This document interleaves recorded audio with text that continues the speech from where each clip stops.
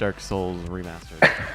That game is hard. Yeah. There was like I think one night where I was just like, "Yep, that's it. I'm done. It's cool. That's cool. That's just where I'm gonna live now. Now I'll come back to it, maybe." Just put my controller down and just like walk away.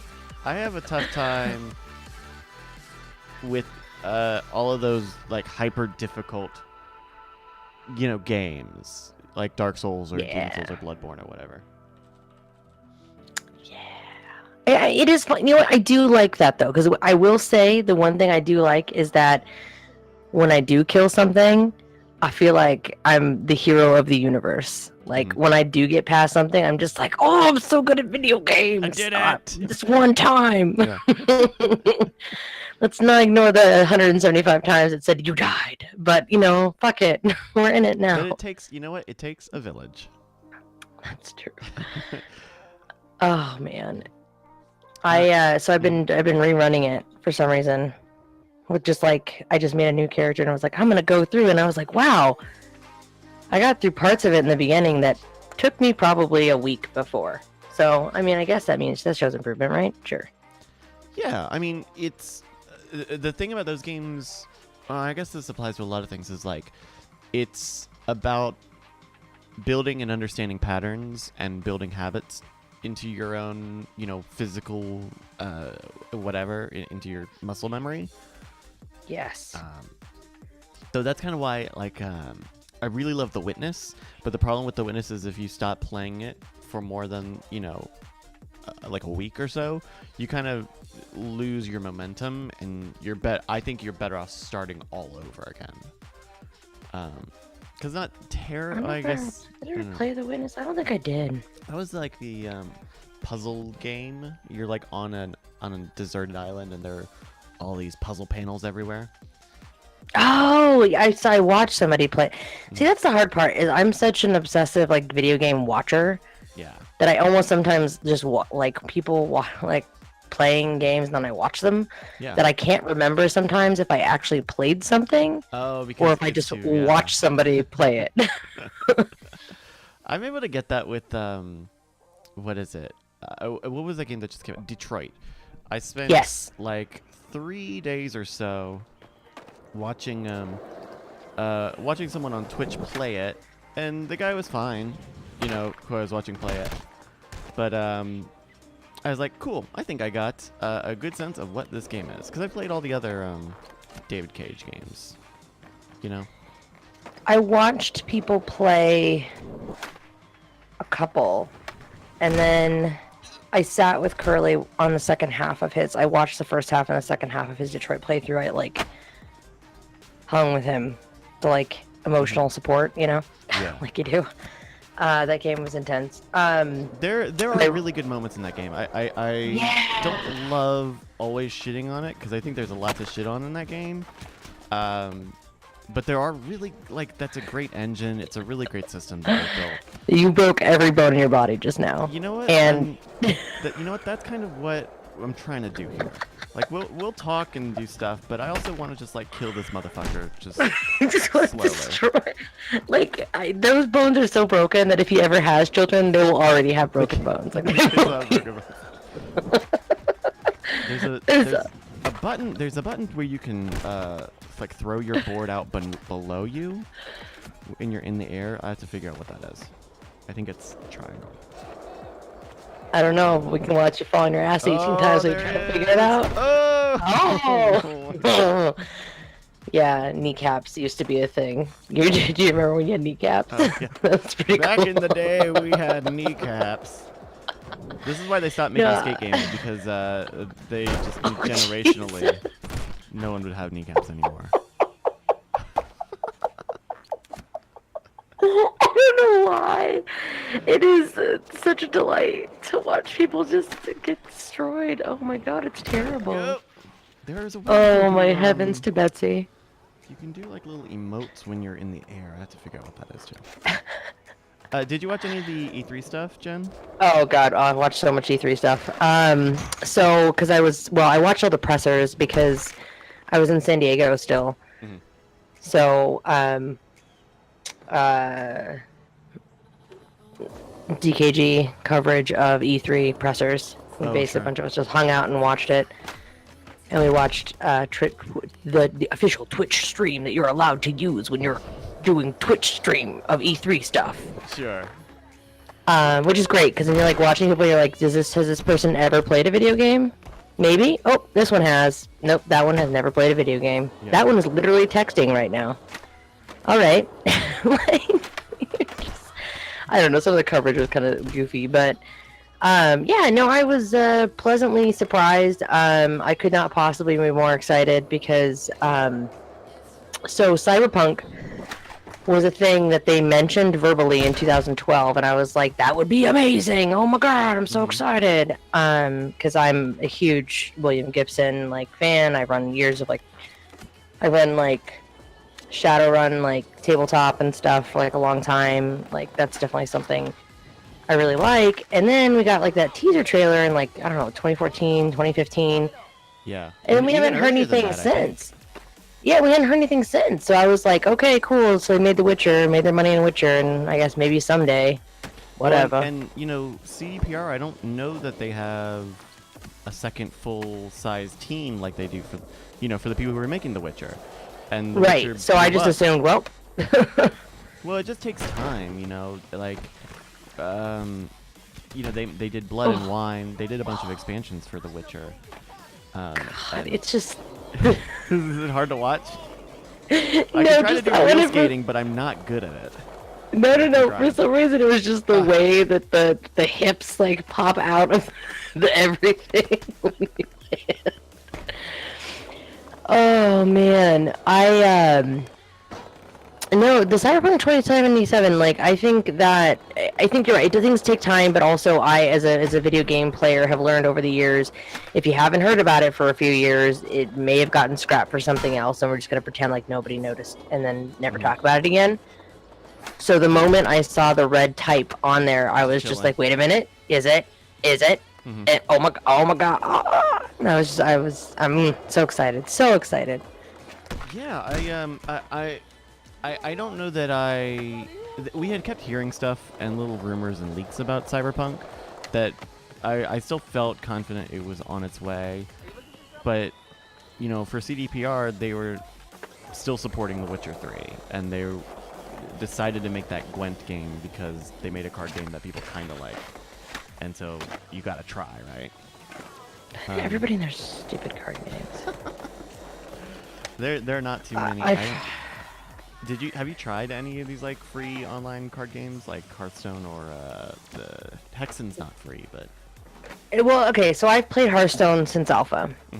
Oh. And I don't know why, but Blizzard I guess maybe realizes that I spend stupid amounts of money on their crap. So I get in a lot of times to alphas and betas, which is nice. Oh my god, you didn't even skate, you just walked off of the edge and died. Can we talk about the fact that you literally clipped my toes on this? Watch me freestyle walking, bros. Oh my god. Well, part of it is I have this Thrasher mode on, so it'll give me points when this dude dies. Oh, here we go. I'm balancing. I'm playing Assassin's Creed now. Yeah, watch out.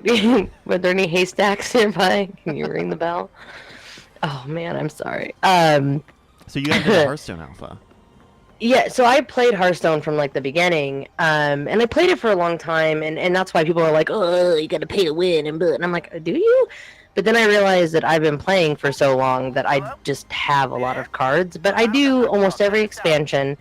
They do a sale, right, where you pre-order and you get more card packs than you normally would for the same amount. Yeah. And I buy those packs.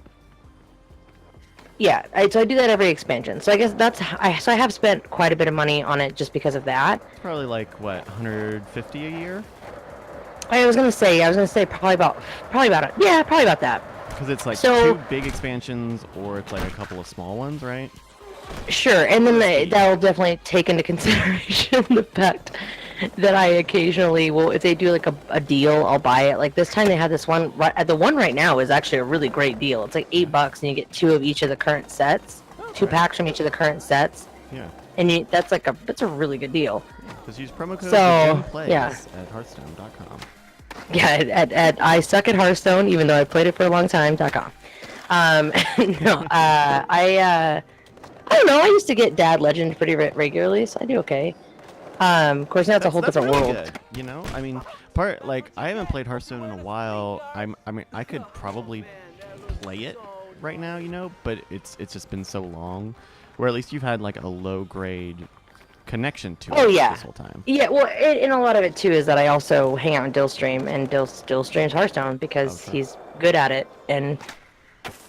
But yeah, no, so I played that, and then I played Magic. So like, of course, the idea of a card game is great, but I always hated the fact that with Magic it was like cool, and I buy boxes, and then or win boxes, and then I'm like, great, now I have like all these cards, and a bunch of them just get literally thrown away.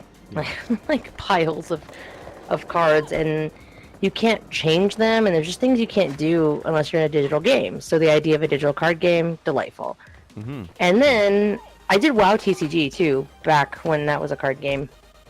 So I was kind of already keyed in for Hearthstone. Oh god, you literally just touched the water. You're like, I touched the ground. It takes place in like Portland, Oregon, and you are not allowed to touch water. So I don't know. I want to watch this guy like at a shopping mall. Like, don't push him into the fountain; it will literally kill. Oh wait, I think there's a downtown district. Hold on. I think is that open? Oh yes. Let's see. Oh my god, this is ridiculous. Play. This is so silly. Oh, but yeah, so I like Hearthstone. I do get a little bit like tired sometimes where it was like, okay, great, and I reset to the end, and then I have to wait to play for the first week because all the legend players are like have to get out of my ranks so that I can play people that aren't pro. And so now the new ranking system has actually brought me back. Okay. And the Witchwood, for the kobolds, the dungeon runs. Yes. Are really fun. That seems like a really cool idea to do like a single-player dungeon-y, roguelike. Yeah, exactly, and that's what I like about it. It's a roguelike, and that's exactly how I've gotten some people to give it a try again. I'm like, look, it's fun. It's just silly. Yeah. Dude, and you can't swim. That's proof that you literally cannot swim. Like, if somebody pushed you in a pool, you would die. But I can float like a motherfucker. Oh, God. I just imagine him, like, laying in there like, somebody, I can only float. Please pull me out of here. Great. Oh, no, but, let's see. So what other card games are there? Oh, yeah, Prismata is pretty cool. Oh, that's the new free-to-play one. Or it's not free-to-play, but it's like $15 or something on stream, right? I think it was also on the Humble Bundle. Yeah, that sounds right. I know because I own it, and I definitely didn't buy it. That's the one where it's kind of got an RTS sort of motif, right? Where you like it reminds me of StarCraft a little bit. Yeah. Yeah. So the other thing that got me into the card game thing is I can't remember the order of when things happened, but have you ever heard of SoulForge? Oh, I've heard those words. So that's a card game. It was done by Stoneblade Entertainment, and it came out. Okay, so 2016 it came out. No, that's not right. I guess I had early access to that. I don't know. They started as a Kickstarter ? Yeah. I don't know. And it had Richard Garfield from Magic in it, and then it had Pro Tour Magic player Brian Kibler, who also does a lot of Hearthstone stuff now, and is a beautiful man. Who I may have embarrassed myself when I met at BlizzCon one time. It was so bad. I don't normally get like that dumbfounded but you get by in front celebrity. Of him, yeah. But he's a smart man. He's good at video games. He's an attractive man, and he loves dogs. And his dog Shiro is like would come on a stream sometimes and stuff. His adorable Pomeranian, and I think she's a Pomeranian. I don't know. Anyway, it's stupidly adorable dog, and so of course, like you're just like, oh, like you're an amazing human, and I'm just standing there, and Dill's like, go talk to him, go get a selfie with him, and I'm like, no, I'm just gonna stand here and just not do that, and he's like, no, do it, and so I walk up, and my stupid mouth is like, I like dogs, love you, hey, what up, take a picture with me, please, God, before I like melt into this floor, oh my God. So I got a selfie with him and his dog, and like immediately like evacuated the area. Like I'm gone, I'm done. This is like words aren't happening. I don't even know. I think it was I love dogs, I like you, or something like that. Like it was just bad. It was not good. It's just It's But anyway. the worst moments where you're just like, I wish I could have taken that back. And he's probably never even thought twice about it, right? Oh no, absolutely. And I'm just like, ugh, of course. I'm like, of course that's the thing that I would say. Oh man. But no, anyway, so they worked on this game, Soulforge, and I remember like being involved in it in some kind of a crowdsourcing manner, and I put way too much money into it because the idea of a card game like that seemed really cool. Yeah. And I think that was before Hearthstone too, actually. And it came out, and it's terrible. Oh, really? It's not good. And it makes me really sad because I have it, and because I paid so much money on the Kickstarter side of it, I have like all kinds of fancy stuff. Oh, but you just don't want to even touch it. And I just don't even, I look at it and I'm like, oh yeah, there you are, being a game. Oh. Yeah. Doesn't feel good, man. No. Sucks. I don't tend to. I don't know. I haven't really been burnt by Kickstarters too much, but usually the times that I have been, it's been like when they're really, really late. There was like a documentary. There was a time I dreamed of a unicorn that farted notifications to me. Oh God. I have no idea what's going on with that. I have no comment on. No, I'm not saying anything. I'm just saying. Blade Runner-esque dreams that we have. But there was a documentary that I backed a few years ago, and it got made, and they were like, cool, well, you know, we got a lot of attention and we finished the thing, and so we got a distribution deal, and so we're showing it to festivals to try to get a distribution deal, and then they got a deal when they started like doing screenings, you know, like they did a screening in Austin at one of the Alamos here, which is all fine and good, but nobody got their copy of the film until all of those festival screenings were done, and then we couldn't even like watch it. Like we had to use some like really crappy like screeners website, like for, you know, official screenings and stuff, and so it was like super low resolution. It had, you know, our email address watermarked on it, right, because it's a screening website. And so don't you want the entire... Oh, my phone is not on silent. That was weird. Sorry. I'm like, oh. Noises. But it was such a bummer, and I think, you know, they signed that deal, you know, so that they could get more people to see it and you know, probably make some more money, I bet. Which, you know, is the name of the game. But on the other hand, like, I kind of really wanted to see that movie, and by the time I could see it, like, this was the other thing. That website that they let us use, we only got access to it about a week before it was going to come on Netflix. So it was like, well, why are you doing us? What did you pay for? What did you pay for? You paid for the privilege to see it about the same time as everybody else, by the way. And it's like, well, you know, I would love, can you at least just hook me up with a file, my dude? Can I just get an MP4? And like, I'll at least feel like I own something. Because he was like, well, I'll make, you know, DVDs, but like DVD quality is no good. And like, if it's just on Netflix, I'd at least rather, I don't know. It was such a bummer, and like the guy seems nice, and the documentary sounds good, but it's like I have that baggage with it now, and yeah, it doesn't feel good, and that's what you want to feel like. Oh man, I was a part of something, and oh yeah, cool. Okay, Captain of Outer Space. I don't want to yuck your yum, so I'm glad you enjoy it, and I'll say this: I feel like it's clunky. I feel like the gameplay design was meh, and I feel like the way that your advanced cards is just frustrating, and it feels like playing an overcomplicated board game that you can do because it's digital.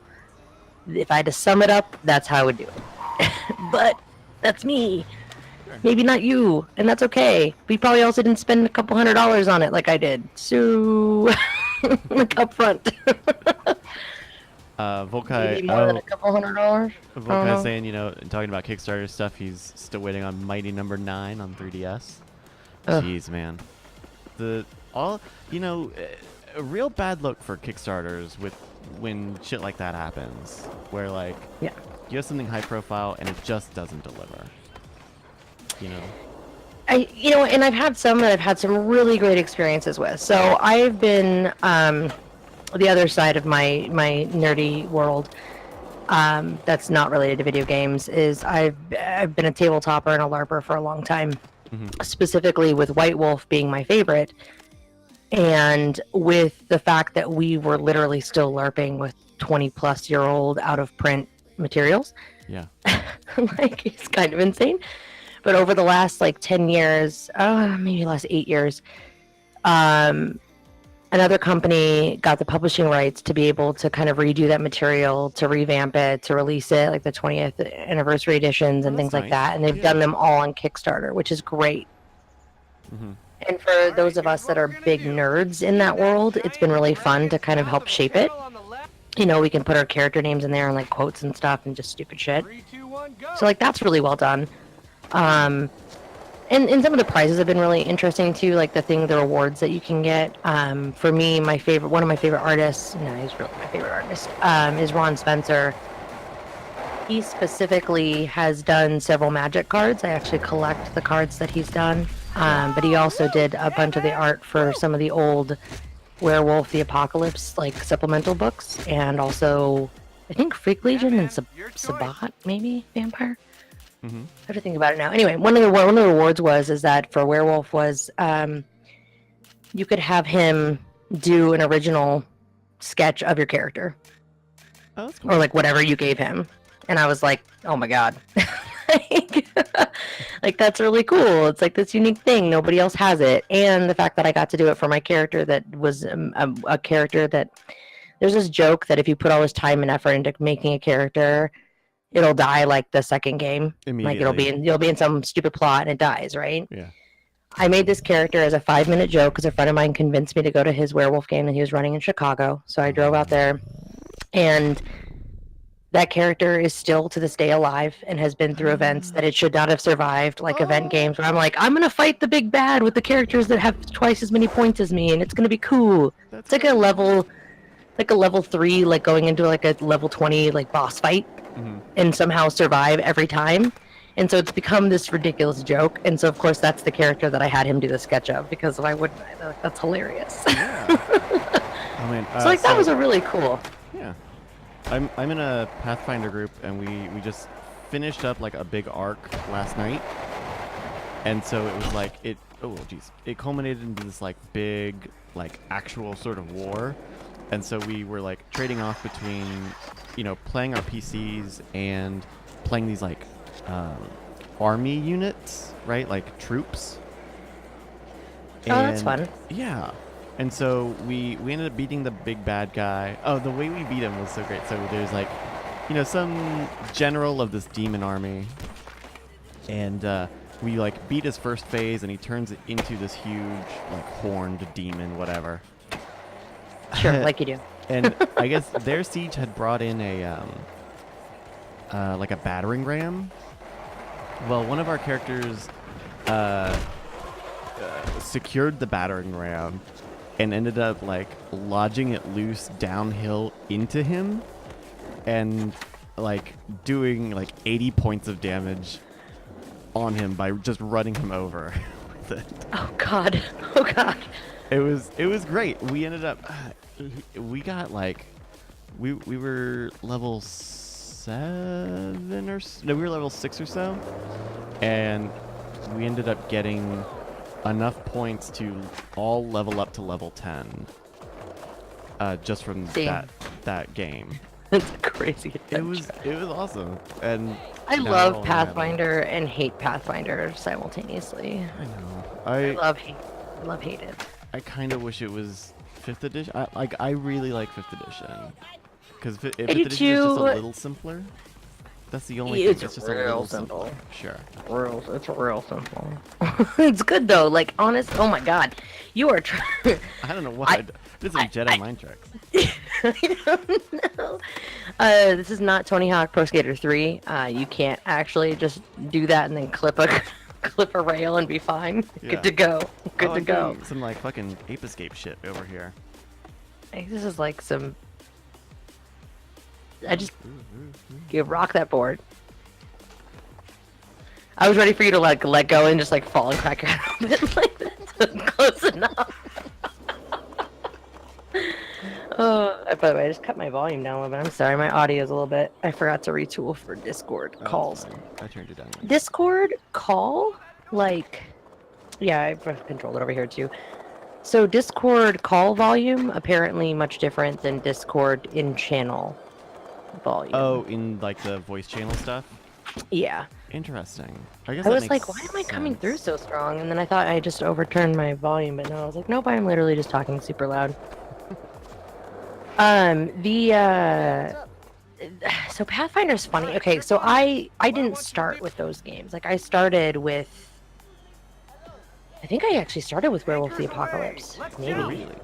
Yeah, like as a kid, and I grew up in the middle of nowhere, so that's like what my friends and I did. We would like go to somebody's house for the weekend and like hang out and play tabletop games or board games or video games if we were at Joseph's house because he had computers that we could like network. Like what a concept! Play games together. Yeah. Like, and he had like 3 of them that he like built. Like none of them had cases. Like his computer had a case. Everybody else's computer didn't have a case. Didn't have that kind of money. Yeah, Like, you don't need the case. Listen, you don't really need the case. If you have the space for it, if you have the floor space for it, you never need a case for your computer.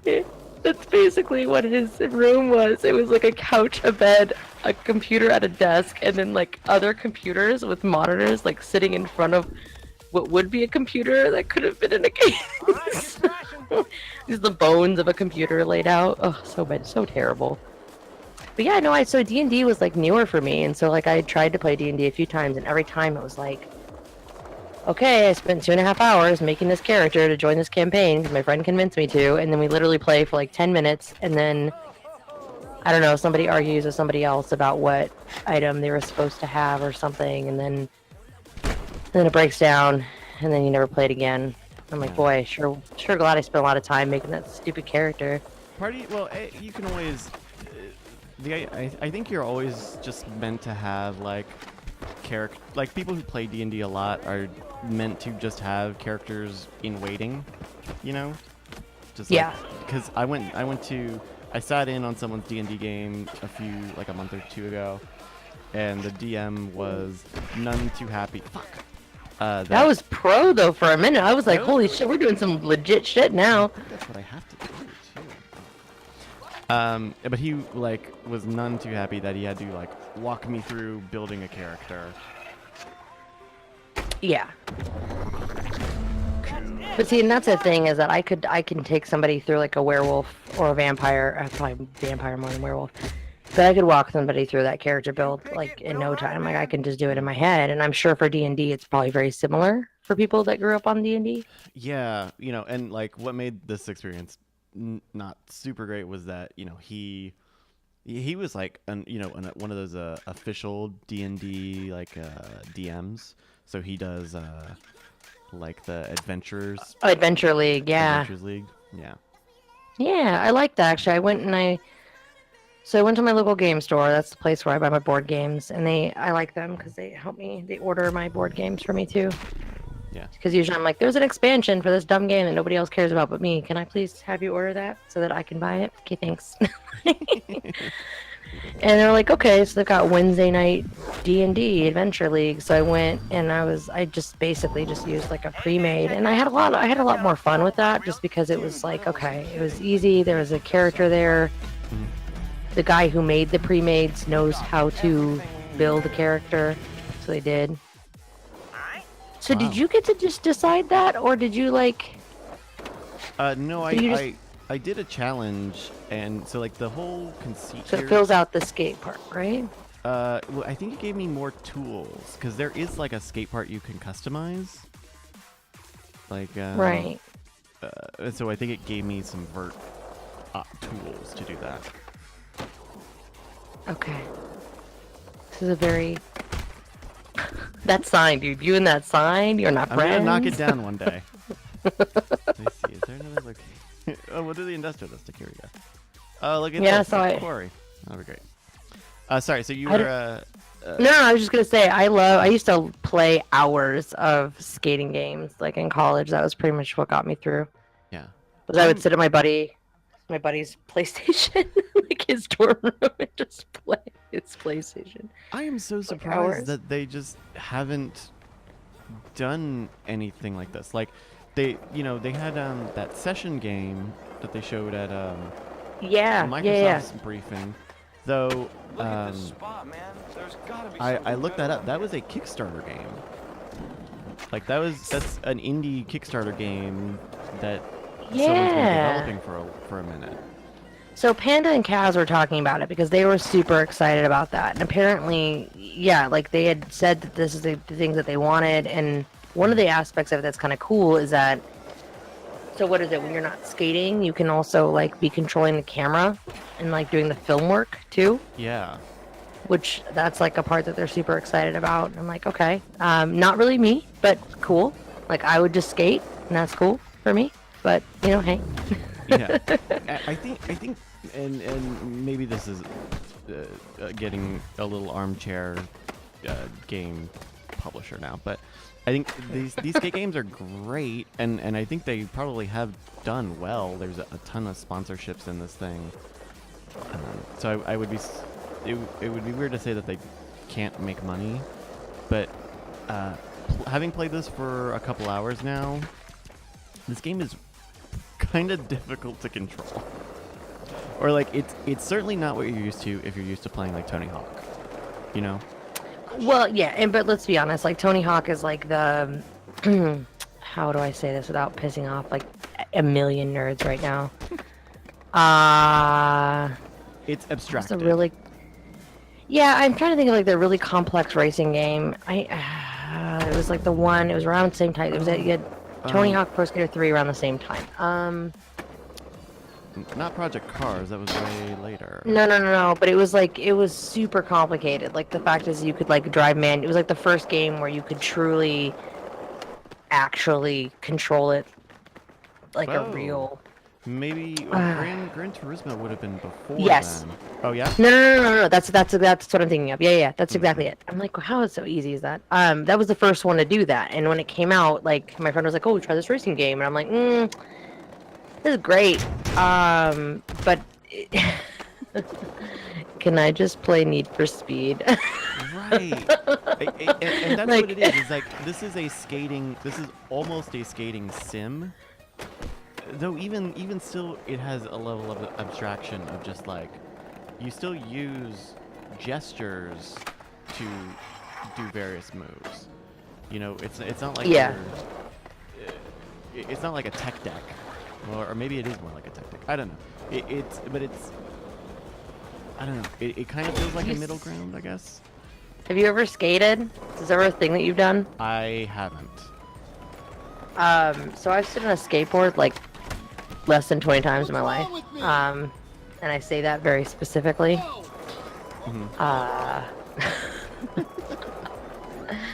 I had a lot of friends in college that skated, especially because our university was like notorious for it. Like I used to sit there and watch people like almost crack their head open like out front my dorm window.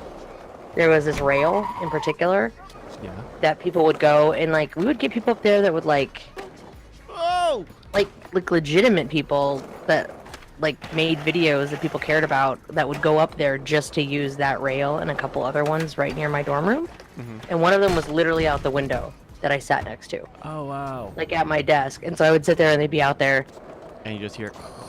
Yeah, it's like for like hours until campus security would come up and be like, so please stop. Please stop now. Yeah. Oh, I bet. But they wouldn't. They would do it like 150 million times, and then they'd finally get the shot, and they'd be like, "Oh, that was it," and then they'd pack up and they'd go. I'm like, God, it's terrible. Like, that's awful.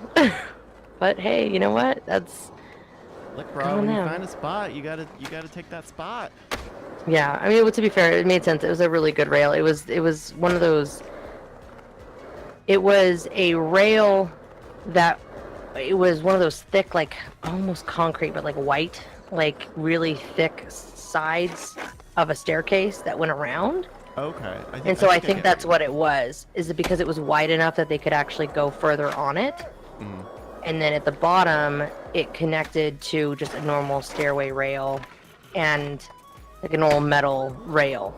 And I think that's what it was. It was just like the random combination that was there was what they were after. And I'm like, y'all are crazy. Like, I'm just gonna sit here and play my Counter-Strike on my computer and watch you guys do this shit. I saw a video of someone, I guess it was on Tumblr, and it was like, some guys were like on the sidewalk or something in New York, like trying to skate or trying to do a trick on kind of some sidewalk obstacle, and they like beef it right in front of this one woman, and she like instantly starts becoming like their coach and is like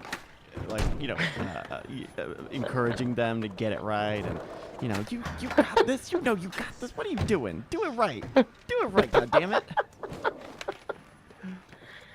Oh. Yeah, I tried to skateboard once. Yeah, within minutes I realized I could seriously hurt myself and stopped. That's pretty much me. I believe it, man. Yeah, that's pretty much where my you know what? There are easier modes of transportation. I'm good on my PlayStation. That guy with his coffee is like, do you know this is a triple latte that I had to wait 13 minutes for in line? Just run past with your skateboard. Let me in with the big doors. Oh I'm super hungry right now. I need a snack. Yeah.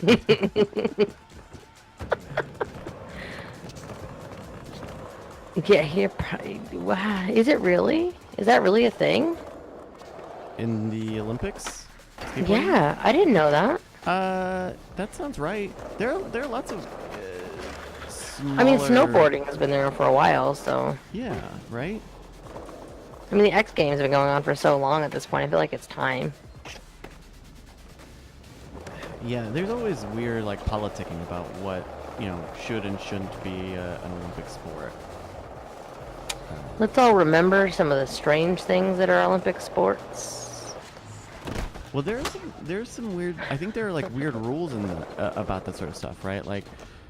Oh yeah. Like the national teams. Like for some reason, there's a reason that like the American football team can't be people in the NFL or something. Or it's something like that, where it's like there are weird selection processes. Oh yeah, no, it's super complicated and like okay, let's. I had to just Google. Please tell me things that I would like to know. So here are some of the more bizarre games that are Olympic sports. Oh please. Horse long jump. You know what? They have plenty of equestrian stuff. Okay. Sure. Long jump was part of the equestrian program in Paris. The inaugural. Okay, this is great. The inaugural and last gold medal was won by Belgian Constant Octave. I can't even read this name. Constant Octave van Lachendoch and his trusty steed Extra Dry with a leap of 6.1 meters. Mm-hmm. That was in 1900. Good. Plunge for distance. An intriguing, albeit odd combination of diving and holding one's breath. Plunge for distance was a feature at the Olympic Games in St. Louis in 1904. Oh my god, so it required competitors to jump into the pool from a standing position and then glide underwater without further propulsion. And the winner was the athlete who registered the furthest distance measured after either 60 seconds or when they surfaced to breathe. So, like, that's almost like a Guinness thing. That doesn't even seem like an Olympics. That just seems like a Guinness World Records sort of fucking thing. I grew up doing swim team. I feel like this is like a game that we used to play. Like there'd be times like our coach would be like, "All right, if you can, somebody holds their breath underwater for over a minute, I won't make you do the back half of the shitty laps." And we're like, "All right, let's go." Like I feel like apparently that's what they were prepping us for, was this in particular Olympic sport. Yeah, I mean, I guess there was in like what is it? The president's fitness, exam. You've got like arm extension, right? Where it's like how long can you hold your arms up, or like an alternative to curl ups is like arm hanging. Yeah. So how long you can just hang on, you know. I feel like that's one of my favorite moments in Arrested Development. Oh, yeah. He's There's just like a hanging on George Michael like hanging. Or was it? I think it's Yeah. George Michael. Seems Oh, right. I think I rewatched that episode recently. He's hanging because he's trying to get into the army. Oh, that's his right. And he's like, brother "Oh is no, I'm trying to good get at that. out." I can do this." What is he saying? Oh, he says a really good thing. The army is like a family, but it is a family of one. It's true. It's sad. Oh, but only in that universe. In our real universe, the army is great, Sure. and not an army of one. But Oh, I I guess mean, maybe also an army of one. It was an army. Yeah. I don't know if they're still using army of one, but I know certainly at the Whatever time. Water motorsport. A bizarre mechanical addition to the Olympic Games in 1908. 3 motorboat events were held in an English channel, with competitors racing over 5 laps on an 8 nautical mile course. Okay. See, that gets into like motorsports and like Yeah. tools and stuff. I don't know how I feel about that. Oh my gosh, I don't know how you fucking play this game at all. I'm gonna give I up. think you're doing it. You're doing it right. Are you falling and cracking your head open repeatedly? You're probably doing it right. Well, here we go. This is great. You'll love this. Inclement weather caused havoc with the event, however, as a howling gale blew entrants off the course and won the British boat Wolsey Sidley onto a mud bank. Great. No, that's not what I was. Oh, see, Apparently, it did not go well. and so that was just motorized vehicles, motorized boats, I guess. Oh yeah, no, I could totally do some Olympic motorboating. I've been known to have quite the motorboating skills myself. That's such a weird thing, right? Like, I'm not gonna deny like the athleticism or just the Sure. general difficulty required to, you know, do NASCAR or do any sort of racing sport. But maybe I have like a weird sense of propriety that there's a human athleticism to the Olympics. Yeah, well, I mean, like, and even with NASCAR, the impressive feat of physicality is also on the part of, like, the pit crew. Yeah, yeah. To, like, change a tire and, like... When I was a kid, my dad was in pit crew for, like, local motor racing. And I used to watch those guys just, like... So I used to go to the track a lot and, like, watch it. And, yeah, those guys are crazy. Like, even, like, not on the professional level. Like... It's kind of insane how quickly they do stupid things. Like, and even just sitting in a car for that long under that heat and the pressure and the mental agility, sure. Mm-hmm. At the same time, I wouldn't consider it an Olympic sport.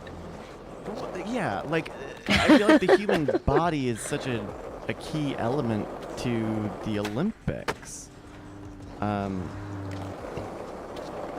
Because then you're, like, getting into, like, stock car racing and... You know, I don't know, man. It's weird. Maybe How about this one? okay. Now, this one I actually am not surprised by because this one I feel like has been around in other like games that have been around for a long time. Tug of War was introduced in 1900. I've noticed that a lot of these came out in the early 1900s. Like, Yeah, maybe they real, were like, hey, let's try to mix up the Olympics let's shake in the it up. 1900s. There's literally like 4 of the things on this list for like 1900 or 1904. No, 6 of them. It's ridiculous. Okay, so tell me about Tug of War. I mean, other than the Okay. obvious.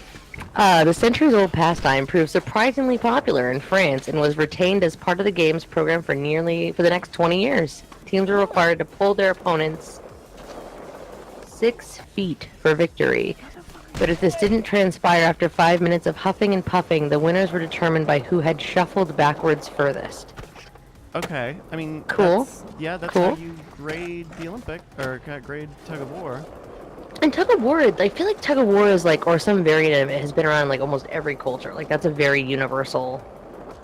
Right. We know what tug of war is. Yeah. Yeah. Oh, this one's great. Oh. Solo synchronized swimming. Now, hold on. Are you able to synchronize with yourself though? I guess part of synchronize can mean with music. I guess, or just. I guess it's like rhythmic gymnastics, but just swimming. I don't know. I would be interested to see what that looks like, because I do think you could sell me on that. You could tell me, you know, it's solos, right? It would be no different than ice skating. Yeah, I guess. I mean, I let me tell you, I did a lot of solo synchronized swimming in my time growing up Oh yeah? because I had no siblings, so. I see. I think that's just skating. And I I think swam that's a just lot, swimming so- alone.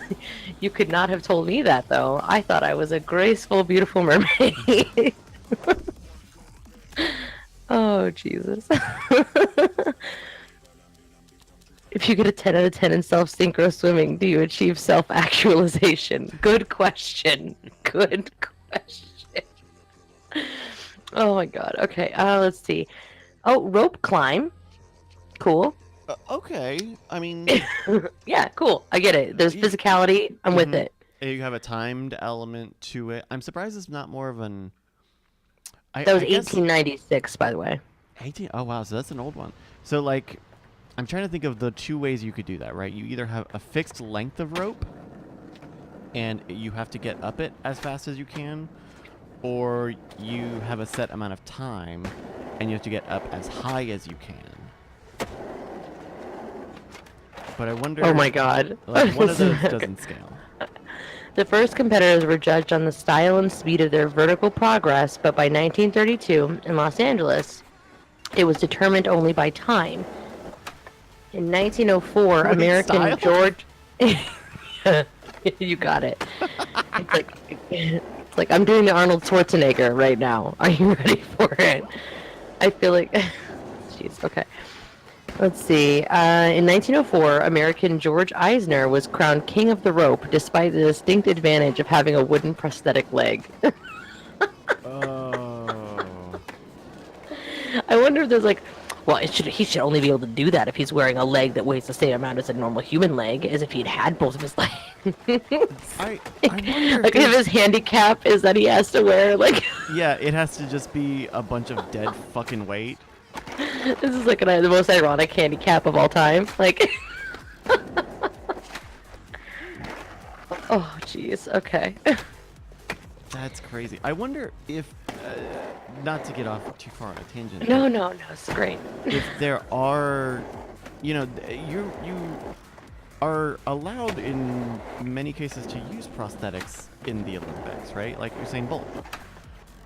Yeah. Is there like a certification process for prosthetics? Like I know, you Oh, know, there has to be. because like, I wonder if you'd be limited to like, okay, well you have to be, it has to have at least this weight, and you know you can have these features, but you can't have these. That would, I wonder how prickly that is. That whole There's scene. got to be. There has to be some rules, and that's why they've got the Olympic Committee, right? Is if there's something that isn't handled on the books, then Yeah, they the have to people who make a are- judgment call, which sucks for them, I'm sure. Well, we know the International Olympic Committee always acts with total objectivity. They've never once made any choices that were poor. Coxwell. Olympic avocado toast smashing. The millennials will never have it. No. I'm technically a millennial, which is weird. I don't think. Man, I feel like people just want to make that decade. Not to get really off topic, but I think people just want that decade or that generation to be too big. Like it encompasses too many people. yeah. Like, they've just taken to new terminology to yelling at young people. Yeah, basically, this is the term that we have to yell at the people of a generation that is not our own. Oh, I have a wireless caller calling me. Who is wireless caller? Ooh, Hello, caller, you don't you answer have no wireless wires. caller. Caller, where your wires be at, bro? I like how my phone like also tells me when it's like, "Hi, this is a robocall." I'm like, "Oh, cool. Thanks for letting me know." Yeah, I know a lot of that stuff is built in now, but also there are like apps that will do that. Oh yeah, and I support it as somebody who's worked in call centers for a long time. I encourage you to do so. I use Mr. Number. I used to run a dialer. I Really? know. Yeah, I had a team. I ran a team of people who made calls, and we ran a dialer, so we just dial people like crazy. Oh, jeez. Yep, and I would just be like, and it's shady too, because it's like we had to like, I remember negotiating the contracts to like own the phone number prefixes, Mm-hmm. so that you could make it mirror whatever number you're calling. Oh, So that they gosh. would think that it's local, and that's what people do all the time, and that's why you always think you're getting a call from like somewhere in the area. Right. Well, and it's like Which is why super- I know it's bullshit, because I have a California number still. Yeah, I'm like, that's right. oh, telemarketer. I know it's the same exact thing for me. Is I still have my old Tidewater area code, and I don't live in Tidewater no more. Yeah, and I you're like, find that's hey, either really high up. that building looks pretty high. Yeah. I don't know how you get there, but you could. Oh, okay. Olympic millennial shaming. Oh, jeez. Yeah, I encourage that too. Oh my god. Okay. So this one's just funny because it was a niche event. So the 100-meter freestyle for sailors. For sailors? In 1896, was open only to serving members of the Hellenic Navy. Only 3 mariners took to the waters. Okay. Like, literally. Guess what? One of you guys is going to be a medalist today. Now, oh, Yeah. I'm trying to understand what it is. Like, is this like a military, pro-military type thing? Right, like,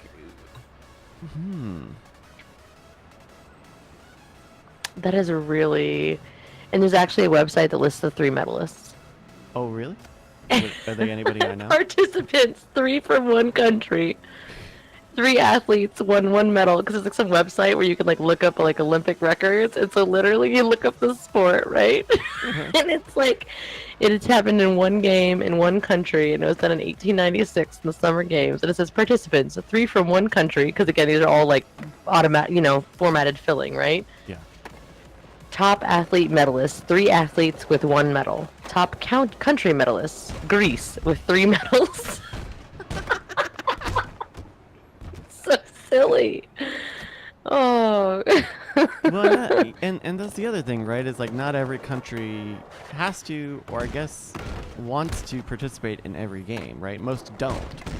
No, it's only yeah, the big totally. superpowers that kind of try to do everything. Okay, that's right. I feel like Disney had a movie about this very thing for us. Did they? Jamaica. Oh, sure, Cool Runnings. I see. Don't you know we have a bobsled team? Question mark. They have to run 100 meters and catch a veneer. These terrible Coxwell. Terrible. Oh, jeez. It's a very funny Awful. line of jokes. Oh, croquet? Okay. Why? That's like mini golf being a sport. No, I mean, basically. golf is a sport. Well, but mini golf, like miniature golf. Like, that's what croquet is to me sometimes. I would support miniature golf being an Olympic sport, though. It's That not- was an unfortunate fall. That was one of the worst ones you've had so far. Like, he was like, there was 60% of your body was like awkwardly pressed. Oh, brutal. This game's brutal. Hey, man, what I've heard is skate or don't try to live. It's the hip. It's hitting the hip like immediately after the thing. That's the tough part. Yeah, miniature golf, I guess, wouldn't be so bad. It's like yeah. I would put it on alright. the same level as chess, which I think we've accepted as there's that ramp as an Yeah. Olympic sport, right? Yeah, and I think There's aren't human billiards an intellect. Olympic sport still too? Yeah, I Archery think so. is. Yeah, archery, sure. All right. Croquet, not bad. Yeah. Still weird. Want Olympic lawn darts. Though there's also what is Yeah. it in the Winter Games, curling, which is just shuffleboard. Mm-hmm. Or I guess shuffleboard is just curling. It's like full body crazy. Oh yeah, it's big team and all that stuff. And I think thought it's it would be funny too, done. because like those guys are just. I love watching like the sweepers, and I actually watch a lot of curling. It's really fun. Yeah, people like curling. There should Open be, bio, and he's paralyzed. Yeah, no, we've lost every bone in our body. do they have Olympic darts? I feel like I'm trying to know. I know they have bowling. Yeah, bowling is legit though. Right. Maybe that's just because I bowled for a while. I may yeah? have strong opinions about but yeah, I did actually. I still own a ball and shoes and Oh, everything. that's cool. I bowled Yeah, when I was younger.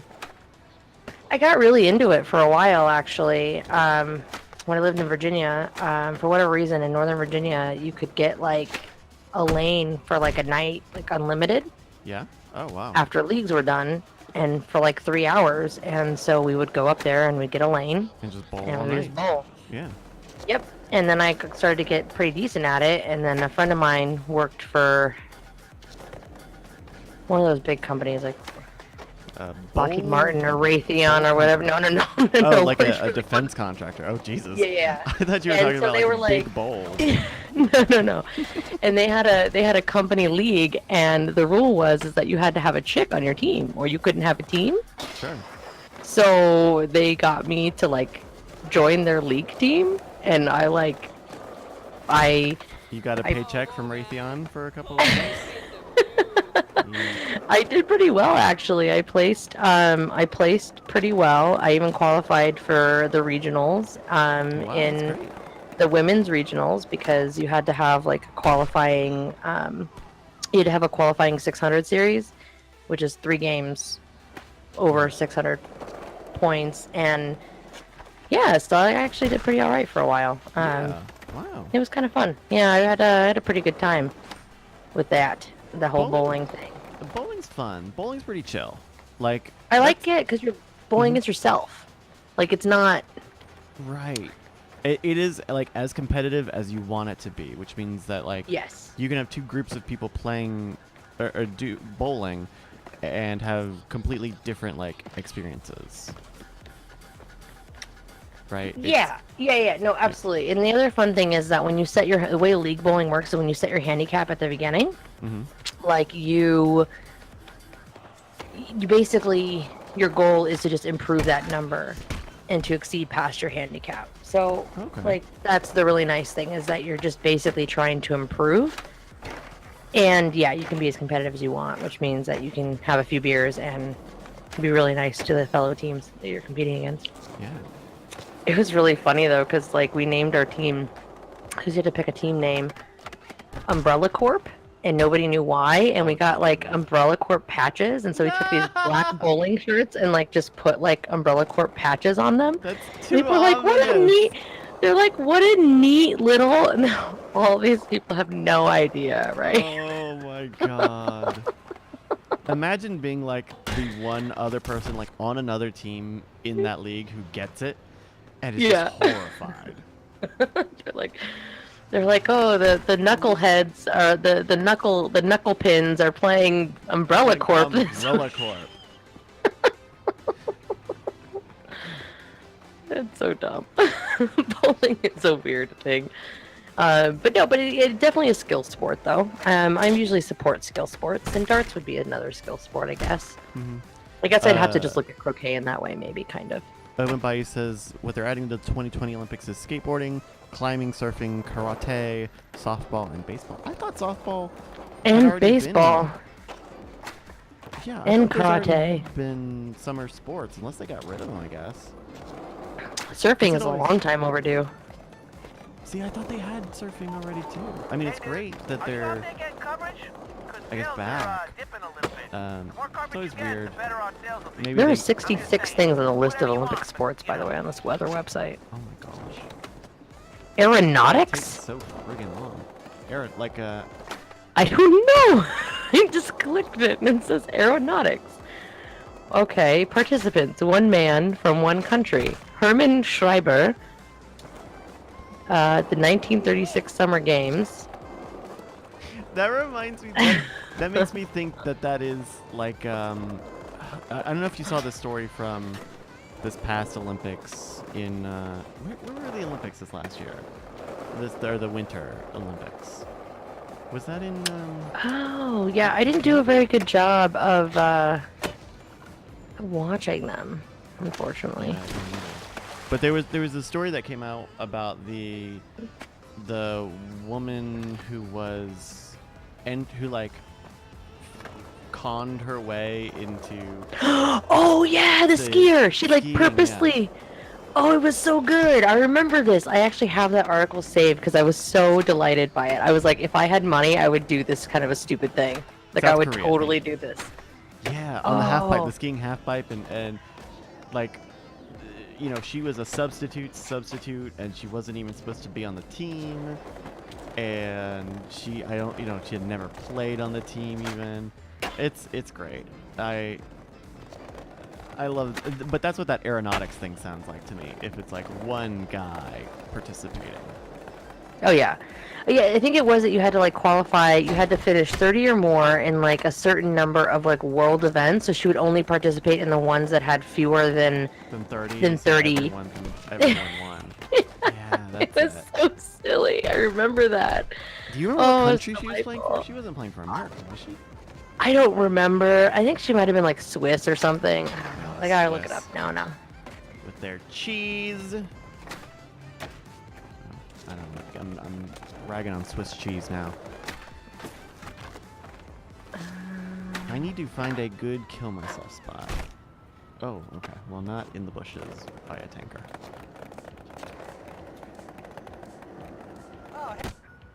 How a skier with no tricks made it to the Olympic halfpipe. There you go. And that's it. She would just go. And just all she had to do was land, right? That's Yeah, right. I right. remember now. Scott mentioned Oh, she was Elizabeth from America, Sweeney. but not. Yeah, American born. She's American born, Harvard educated, Of course. based in San Francisco. Sure. Yeah, lots of good choices. Whichever Why is one you my want. Discord blowing up? I don't know why. It doesn't do any tricks except for the occasional 180 and gets little to no air on each run. Her strategy can be boiled down to this: don't fall. Great. Despite 2 clean runs, Sweeney came in 24th out of 24 Monday after a performance that almost masterfully spectacular. Oh my god. This article is almost as bad as her skiing. She scored a 31.4 out of 100, and some viewers were not amused by her perceived nonchalance. Sure, why not? She's like, I didn't qualify for the finals, so I'm really disappointed. She said without a hint of irony. Okay. Okay. No, she did. She was Team USA. Of course she was. Oh, she was. No. No. Damn. No.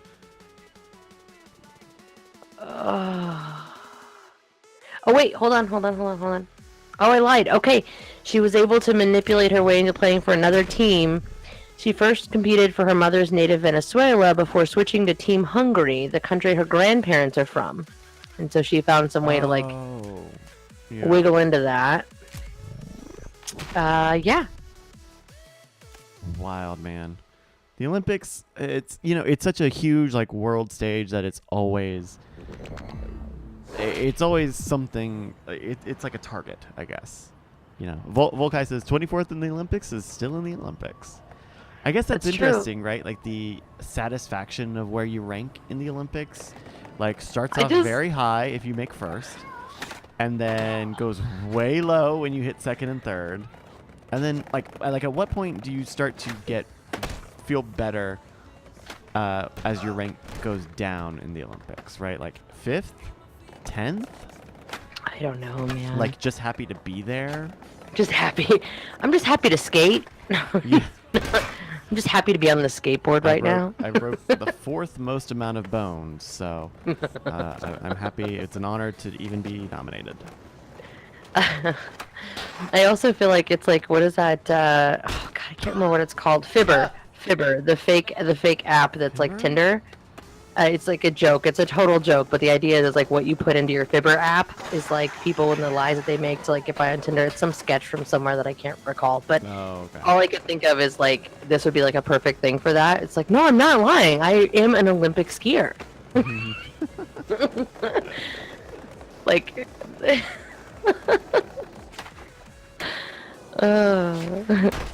what do you think of Skate, Bryce? Jeez. What do you think of?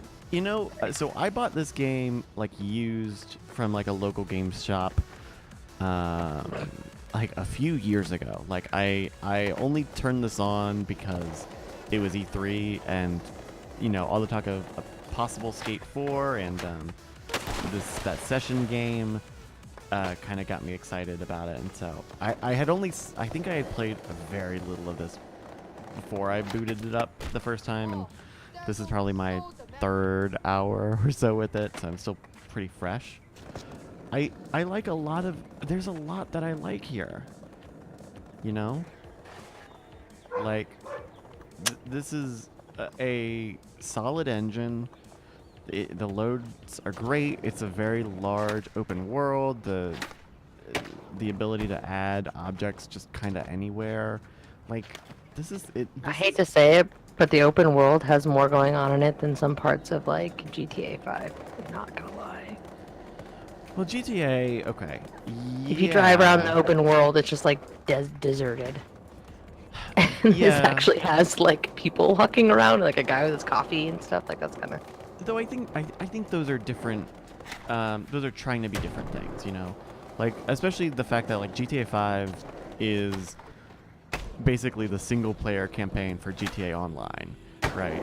Like you kind of look at Yeah. where those two things have That's true. ended up, and you know, online is the baby now and not single player. This one's kind of cool. I like this little area. Yeah, And I don't it's feel a, bad about like dishonoring our fallen soldiers in whatever war memorial this is either. Yeah, this was the. I wonder what. I wonder does it say? It looks like the World War II. It looks like an adaptation of the World War II memorial, but I can't tell. In memory of Don Hartley. Hartley, Carverdon. Carverdon. I wonder if that's like from the other skate games. So this is a very large memorial if it was for skaters. But I like a lot about this game. And Okay, so he is a skater. Okay. He passed in 2009. Okay, that tracks. Okay. Aww.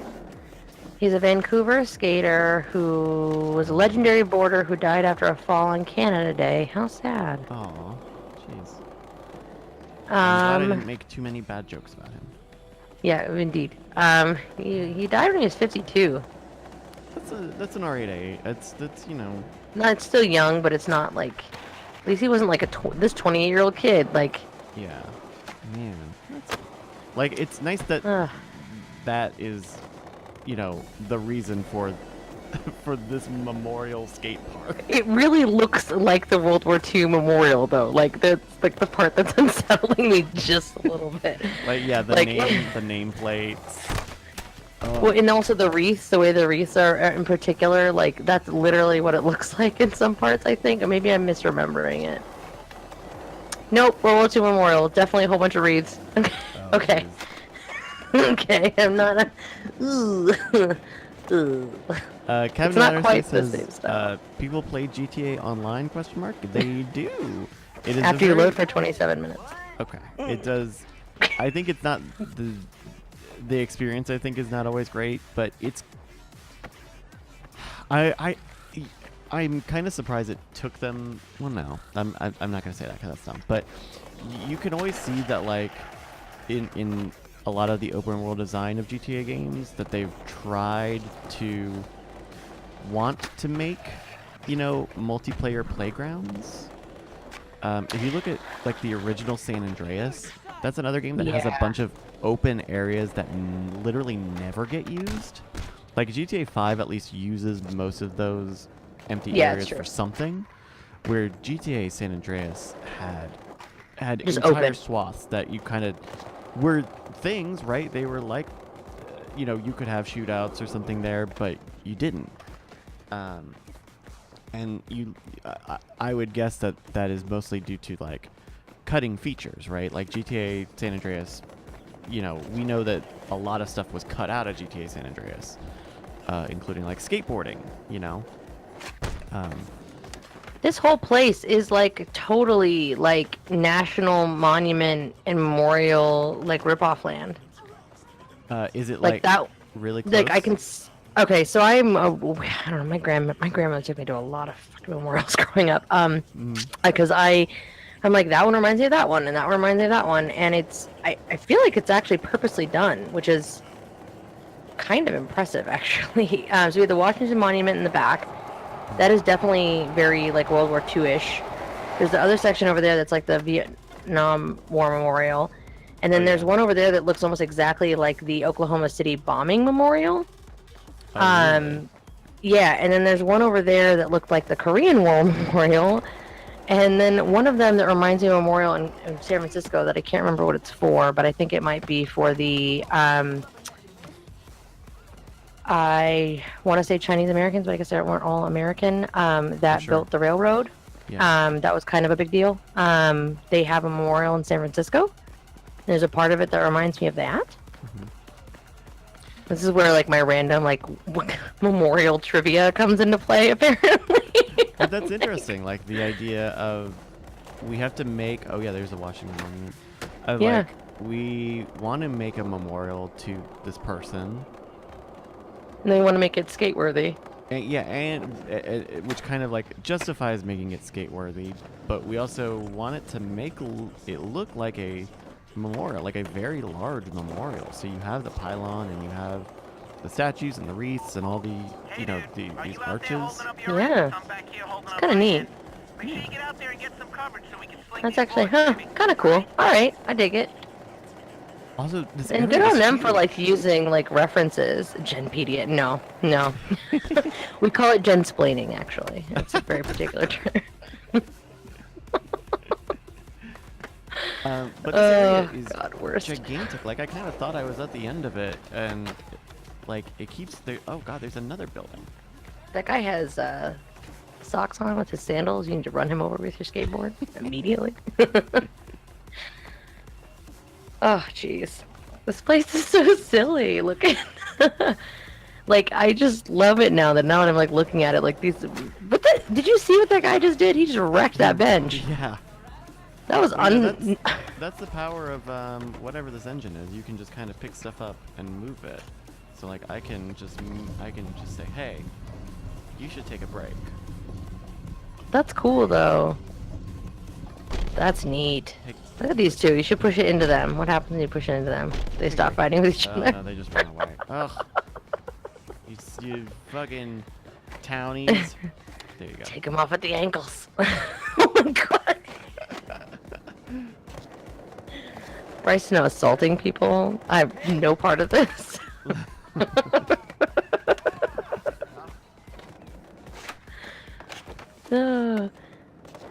No, it's like that's kind of neat. All right, now I'm kind of impressed. Yeah. Because that means that they like looked at a couple things and like did some homework. You know what I mean? Like, I'm cool with that. Yeah. Let's see. Is there? I just want to get up high. Maybe this is something. I'm trying to look up what this damn game is. Which game? Okay, so the Olympic game list. There's there's a list of Olympic Games, right?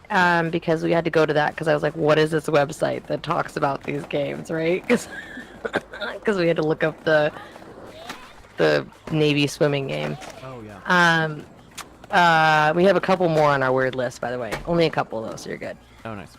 But there's Jeu de Paume, which is game of whatever pomme is in French. Palm, P-A-U-M-E. Oh, P-A-U-M, poem. Yeah, not Poem. apple. Poem, yeah, Jeu de Paume. And I'm like, okay, what is this? Yo, Mhm. it's doing And the only thing I can that, get is that You can hold your tricks, 'cause you're gonna need to get across there's the like sign without an failing. art gallery for postmodern photography. Yo, let's get this started, And man. I don't feel like there's gotta be a thing. There's gotta be a game. Right. Oh, it's a type of tennis. Ew. This took a lot of research, by the way. This is like a deep dive into Google here, trying to figure out what the hell this is. Okay. Or real tennis. On the website Top End Sports, by the way. That's the website. TopEndSports.com. Use offer code TheJen plays. Yeah, for nothing. For exactly nothing. Called Palm Game. So it is hand. Okay, so it is palm. Okay, so I was thinking that's what it was, but I was thinking that must not be right. Palm Game in English was a ball and court game created in France. It can also be called Court Palm. I can't pronounce that prop. I don't have any French anymore. Was originally played without rackets, but rackets were eventually introduced. So it was like literally tennis, but with your hand. Huh. Well, Yeah. so is that like handball? No, because handball has a separate listing on the Olympic sports list. Oh. Well, that's So weird. maybe Yeah. like 3 athletes and one of them won a medal in the summer of 1908. Oh, dude. Another a lot of change. A lot of this is in the early 1900s, huh? Yeah, and there were 3 of them. One was a 19-year-old American who did not win. And the medalist was a 43-year-old man from Britain. Okay. I'm sorry, there were 11 men that participated in that. And there were 3 athletes that won 1 medal each. They did have a bronze, silver, gold. Okay. I guess. This is so ridiculous. We're learning some weird things about Olympics today. Single stick. A bizarre and bruising sport, similar to fencing, in which competitors attempted to hit each other with a blunt wooden shaft. Single stick made its Olympic bow in St. Louis in 1904, but never appeared at the games again. Well, how sad. Huh. So It's literally a game where you use a stick instead of a sword and you hit each other. so it's like kendo, but without any like rules, I guess. I guess, I don't know. There probably were rules. They're probably really complicated. Oh, I'm sure. Right. But an American fencer, a swordsman from the fencing events, actually won one of the medals. Well, you know what I say? USA #1, baby. So. Yeah, apparently. St. Louis had a lot of weird sports introduced. I'm noticing a theme here. The 1904 St. Louis games. They did some weird things. But I think that at least, yeah, it's weird things. You know, I guess that there's probably just an inherent built-in like space for weird ancillary games or Sure. like secondary games that may, you know, you want to see if it works or not. But hitting each other with sticks maybe is not quite there yet. Oh, okay. And last, but certainly not least, in our list of weird, the top 10 unusual sports which were once a part of the Olympic program. Yeah. Swimming obstacle race. Obstacle Cool. race. Like, Cool. 12 athletes from 5 countries converged on the River Seine at the Olympic Games in Paris in 1900 For this unusual race, which required entrants to complete a 200-meter course, competitors had to climb over a pole and then a row of boats before swimming under another row of boats en route to the finishing line. Okay, I mean, I'd play that video game. It might actually be more fun than some other sports games I play. you know, swimming. Hey, let's try to make swimming harder. Okay, I could see that. Like obstacle swimming. Yeah. I would do it. That'd be fun. I wish they had that. I would have done like obstacle swimming when I was on swim team growing up. Yeah, because not everyone can be fast, but some people are Oh yeah. tricky. No, I was never fast. But I would always do the long swims because I could just swim for forever. Oh, like I just had endurance, endurance, and I could also hold my breath for a stupid amount of time for some weird reason.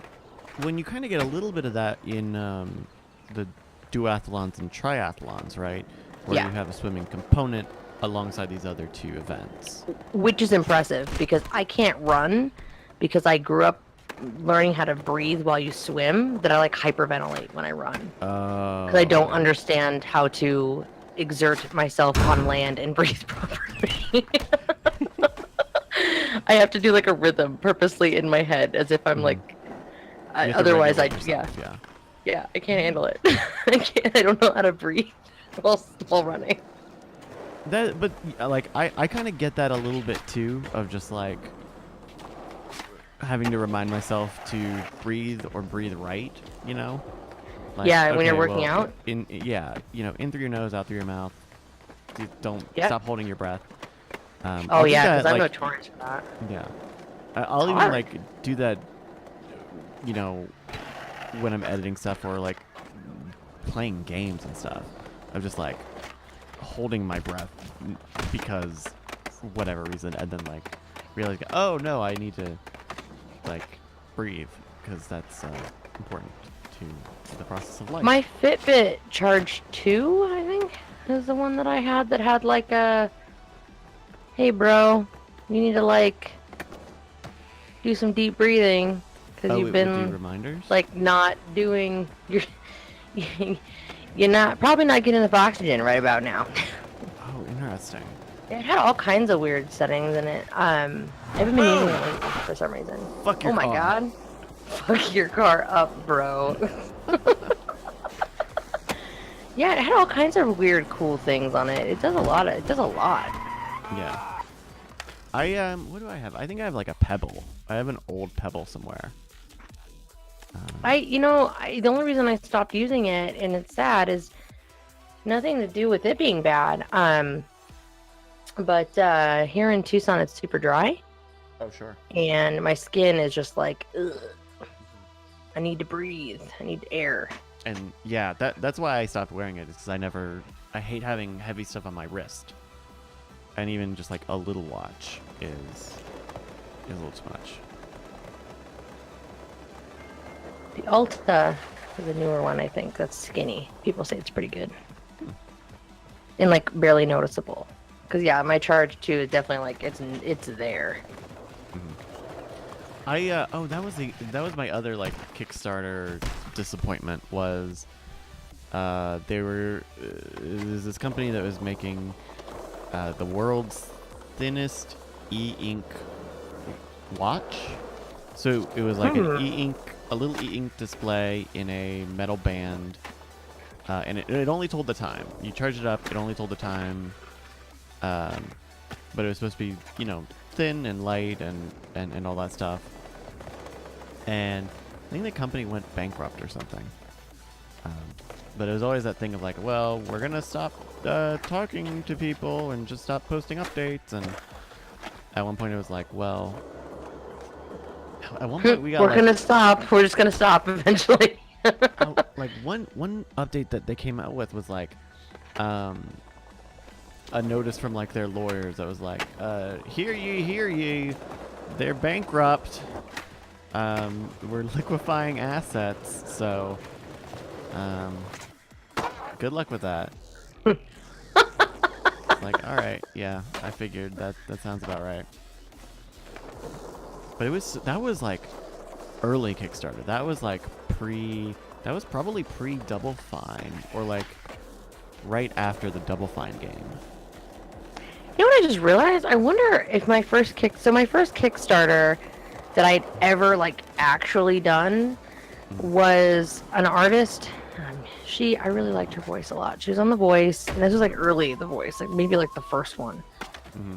And I really liked her a lot. And then she was like, I'm gonna do a Kickstarter for my album, and I was like, yeah, that's so cool. I'm gonna support this musician. This is such a neat idea. Yeah.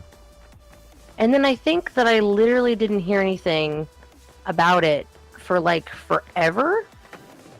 And then when it happened, When it came out. or what I hadn't heard anything for like a really, really, really, really, really long time, right? And then all of a sudden, like a year ago or something, it was like, hey, so by the way, stuff's happening now. I'm gonna be mailing out rewards now because I finally made my album, and I'm like, Wow. Okay. like 5 years later, cool. Like, all right. I mean, at least it came out, right? No, totally. Yeah. Yeah, it was 2012. Wow. Jeez. Did it? Oh, Did it don't come look at out? your Kickstarter list. Oh, don't look at your Kickstarter list. No, Don't no, ever, no. don't ever look at that. Oh God. Oh, I'm gonna throw up my mouth. Woo. All right. I know. There's some stuff on there. Like, what was I thinking? Oh my God. Bow ties that also you can click and they make a noise. Obviously, Kickstarter at the highest level. No. There's so much dumb shit that like. I did Kickstart like the Veronica Mars movie though. That was a good one. Did that come out yet? That didn't come out, right? Yeah, that came out like pretty much right away. Like they were on it. Oh, we did? And like all the money went into like 2 shots too. It was really funny. Like, you could tell which 2 shots they were, by the way. You're like, oh, those are the shots that they paid real money for. So I remember as like I'm pretty sure I remember talking about it on Court Killers or whatever show it would have been if it was Frame Rate at the time. But I didn't hear that it was It probably was done. Yeah, no, it came out like pretty much right away. And yeah, it was pretty quick. It was okay.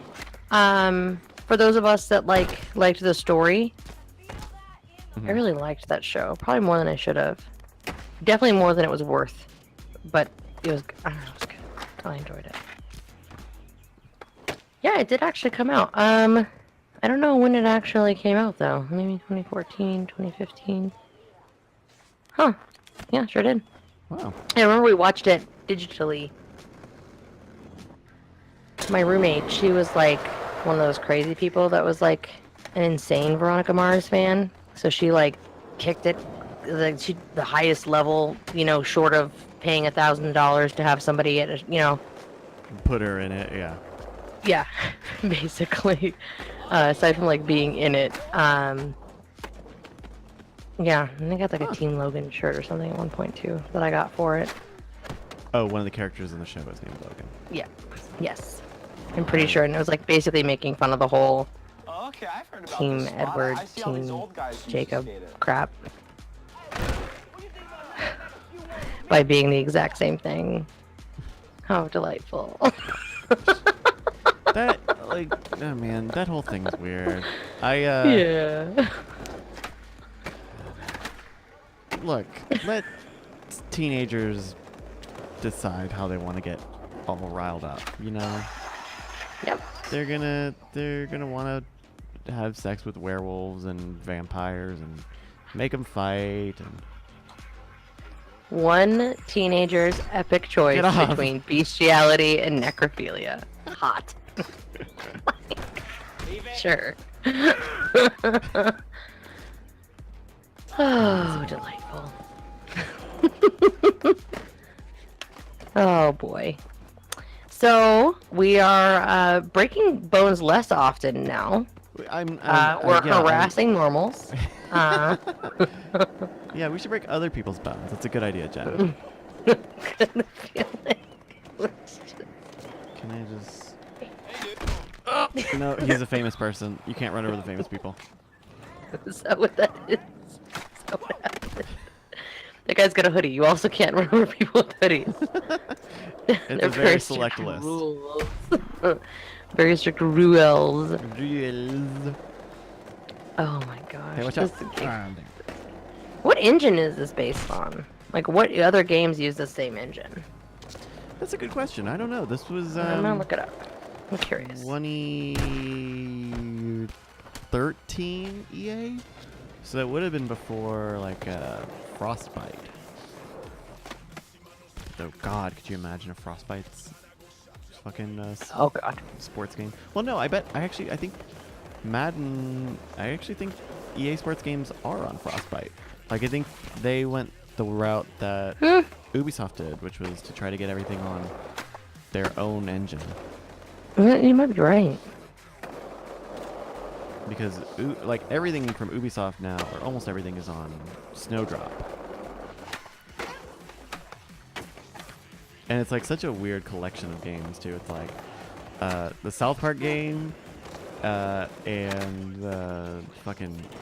But also, like, Grow Home, and, oh, that is half cool. But this might have been before, like, companies talking about engines was a huge deal.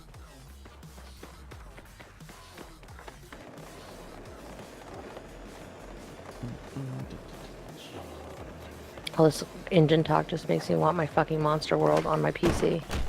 Oh, Monster Hunter? Is that still not out? No, it's not coming out till autumn. Oh, jeez. Yeah, I was pretty excited about it, and I was all like, yeah, Monster Hunter World, it's gonna be so good, I'm gonna love it so much, because I played Generations and all that, and I'm gonna have it. I see, yeah. I only played on, like, the DS, though, but, like, I always had fun with it, and so I was like, the idea of having it on my PC, I was really excited about, and then in January, they were like, so Monster Hunter World comes out in a couple weeks, and the PC game, they've been saying PC game shortly after. Yeah. Oh, I landed And dick then- first. Oh god, you literally did. You absolute Jesus. Like your hips just like reverse, like they're not supposed to invert that way.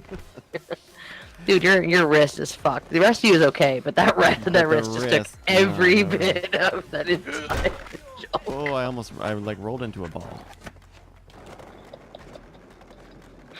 The cannonball onto concrete, my friends, onto concrete.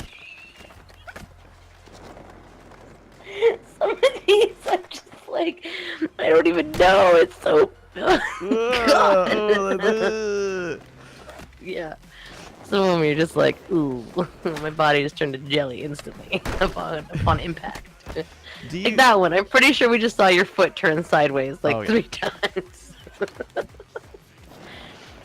Yeah, no, it came out like, like a week before Monster Hunter World came out. They're like, so the PC game is going to be delayed until autumn. Which probably is, you know, a Sony marketing deal, I'm sure. I feel like that, or maybe there was a lot of talk that maybe like they weren't ready to like handle. Oh, all of the online traffic? Yeah, and actually handle it on a PC. I could see that. And I'm like, okay, fine, but I was annoyed. It's a very services-heavy game. Sure. Well, I did just you feel see like it they could be so announced? good. They announced like a Generations like compilation for, was it Switch? Yeah, I had not nice things. I don't remember what it was for because when I saw it, all I did was cuss about the fact that I still don't have it on my PC, and now I'm gonna watch them put Generations out onto something else, and I'm just like. Well, but that's the But old. it's different games. things. Right. It's different things. I just am so frustrated. Hey, Will. Capcom, give me my game. Yeah, I mean, I've never. What was the one? There was a PSP Monster Hunter game, which is I think the only one I tried. Try something maybe. And I've tried other like Monster Hunter type games. You know, like what was it? God Eater. Just another PSP game. But you know, and supposedly Monster Hunter World has a lot of quality of life stuff that make that entire experience better. Like the fact that you don't have to collect whetstone anymore. Yeah. You still have to sharpen all the time. Like that's what your job is to sharpen your weapon. Oh, but nice. aside from that, you kill monsters. But you used to have to go collect your whetstone and then sharpen your weapon all the time. Yeah. So that was really good. That was a nice ad. And your palico just like picks up everything you don't pick up, which is nice too. Right. And so like I think I still don't know that I still don't know that that's my genre. You know. Oh yeah, there's some games where I'm like, this game's not. This is not a game for me. But And that's it's one of okay. those things where like a lot of people I follow got into it, and so I was like, well, maybe I should, I don't know, try it. But I think just it's not me. Oh. Oh. Okay. Like I watched some of the. I don't know. Some of the shooters are not really. I'm like, Right. I like some of them just fine, but there's some where I'm just like, nah. When it's like the ones that I like are like I like Splatoon because it is kind of a team game, but it's also a little more individualistic, so you don't always have to be playing with somebody. I've had good times. Like I was just playing Fortnite the other night with Wimble, and I've played Splatoon a bunch with Sunny. So I can find co-op online experiences to have fun with, but I tend to not like to play online solo most of the time. Usually because I'm just outclassed. And The one thing that was really nice about Monster Hunter World is that when I played on my DS, I would get bored with it after a while because I was just playing by myself. And the nice thing about World is getting connected to other people is really easy. Yeah. And like I had buddies that I was playing with, and you could kind of just group up or have somebody join your group on any monster. Yeah. And it was fun. Like it's kind of like Dark Souls when you're done, you kill a boss and you're just like, yeah. And like the first time you kill some of the monsters, you're just like, I am the queen of the universe. Like I could fight anything right now, and I'm gonna go make an outfit out of its skin. Shit, I need to kill it 15 more times. But still, you feel really awesome. And you have a cat that you can design to look you like get to your own customize cat. your cat, right? Yeah, my palico looks like my kitty, my kitty cat George, and I get to put him in cute outfits. So that's pretty much like How close would you say Monster Hunter World is to like the paradigms of like WoW or like another MMO? Because it doesn't seem like it has the MMO element to it, but it still feels like it would be an online RPG. It's like an online action role-playing game, I think, Okay, and that's like the big thing is that it's more of like an action RPG, so you're going to be limited to, like, because you're only ever in a group of like 4 people, but they do have this thing now where you can do these raid bosses or monsters, and with that I think it's 4 groups of 4, so there's 16 total, but you're still not all in a group. But you are, but you're not. So You it's have, kind of weird. A subgroup, Like I guess.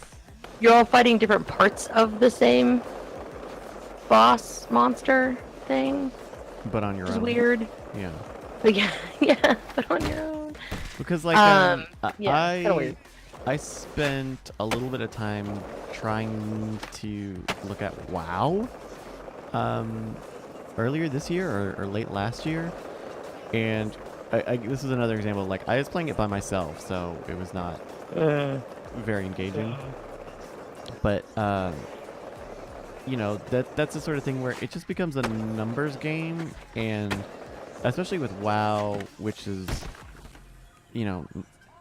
is still that game. It's still that old game. That I was just like, Yeah. there are other faster ways I can at least have this number sort of porn element, I guess here's the thing: is that I could not conceptualize coming to WoW now. Like I don't even know what I would do, because I've played since day one vanilla. Mhm. So I've taken breaks here and there, but like I have an active sub right now, and I play once in a while. I do my wizard chores every day, and then I, occasionally bop around with some people. But the big thing for me is that it's always been a community game. The times I haven't played, it's because for whatever reason I didn't have a community to play with. Yeah. Always been a very, very, very community-driven game. But also there's so many things for like the completionist side of things where before Walkymon, before the battle pets mattered, I was obsessively collecting them, Oh, yeah. and they were like rare drops. And so when that became a thing, I just like how you were standing there and somehow still like ran into the rail and then banged your head against it. Like I Yeah, feel like it's this so- person should be allowed in a kitchen or a home. It was look at that. It just he tripped on his own feet, and I got 1,000 points for it. This game's great. This is a very good game. This should be the game. delightful. Like, I don't know why they don't make this. I don't know why they don't make Burnout games with Crash Mode. Like, that's the best part of these games. Gosh. Do they have like a really good just like freestyle walking parkour game? Ugh. Like a street parkour game? Like I feel like somebody has had to have made this.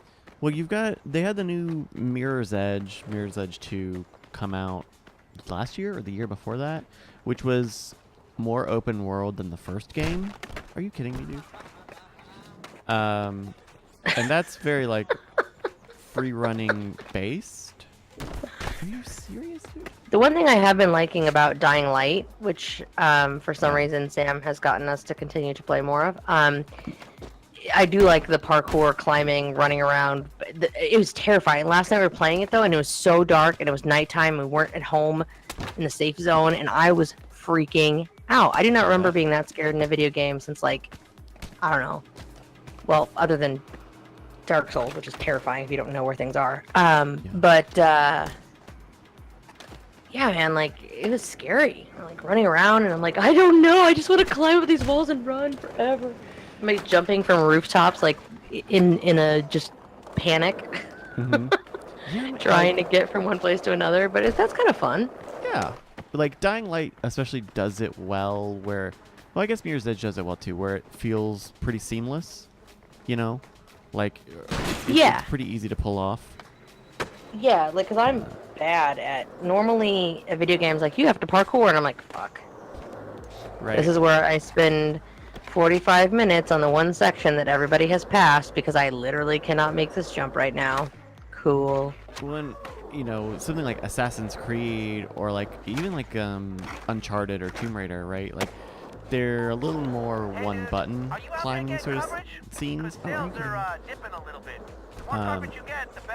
And so you still kind of get that Skinner box like satisfaction of doing it, but just by hitting a button, hitting the climb button. Look at me, I'm climbing, and I'm running, and I'm jumping, and I'm climbing, and I'm hitting him with a hammer. Zombies. And they don't die either. That's the crazy thing, is that like there were times last night where Sam and I were just wailing on a zombie for like 10 swings apiece, and it's like, oh, it's dead. Oh god, it's still moving. What the hell? Like it's a very real world, and then like you kill like 2 zombies and your fucking weapon's broken and you're repairing it, and you've repaired it too many times and now it's just falling apart, and now you're just like, crap, I need to go find a new weapon. Yeah. I need to find a new wrench. Did you play or did you see the Dying Light 2 announcement? Like, Yeah, that's part of the reason. I think that's part of the reason that it's fresh on the minds, is because the Dying Light 2.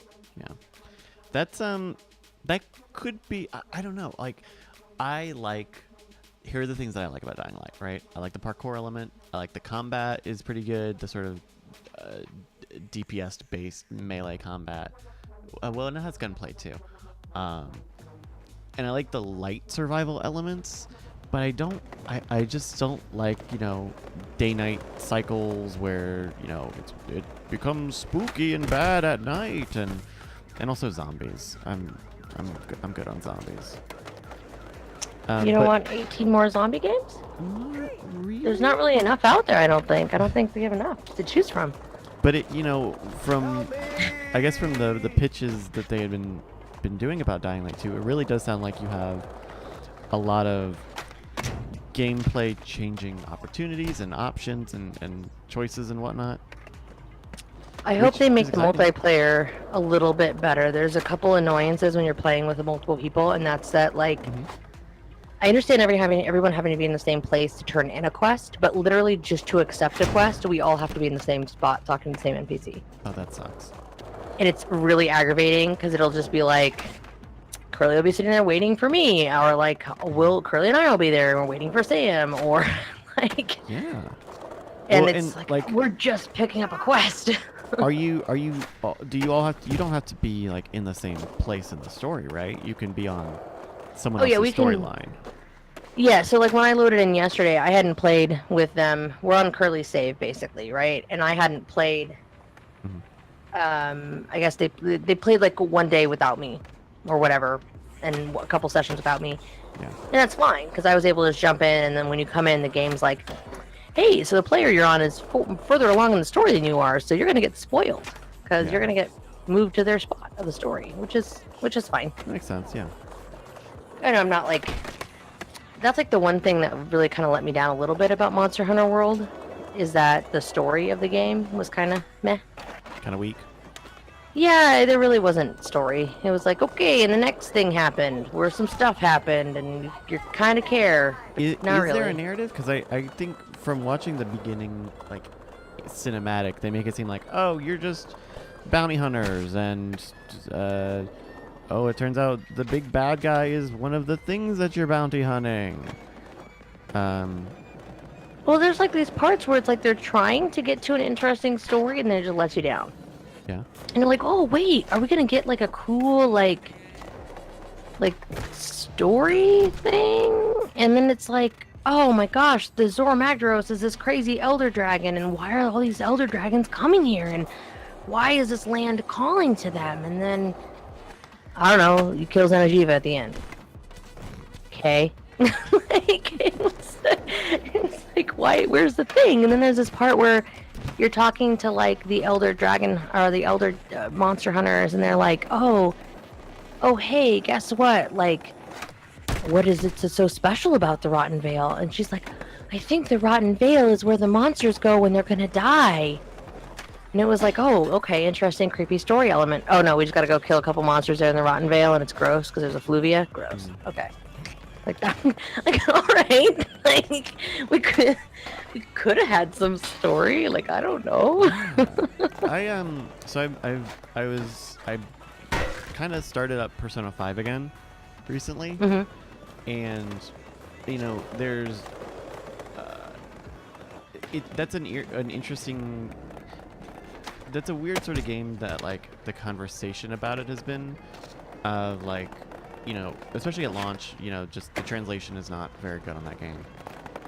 And there's a moment in the game where there's like a big twist, you know, even though it's pretty clear from like the way the beginning of the game goes, where they're pretty much setting it all up and almost explicitly telling you who that person is or is not. Hey, why is it not letting me do anything? I like just can't do anything right now. Okay, great. But you can ride the shit out of that skateboard at that sign, though. And then fall on your face immediately when you encounter any other obstacle. But you know, there's a big character dramatic twist in Persona 5, and what are you doing? Okay. And I think I don't know if it's because it's obvious that it's kind of accepted that you can just like talk about that character and that character being a piece of trash. Like, actually, like, if you think about Persona 3 and 4 and 5, they always have a character who does something unexpected or is like connected to the big bad in that game.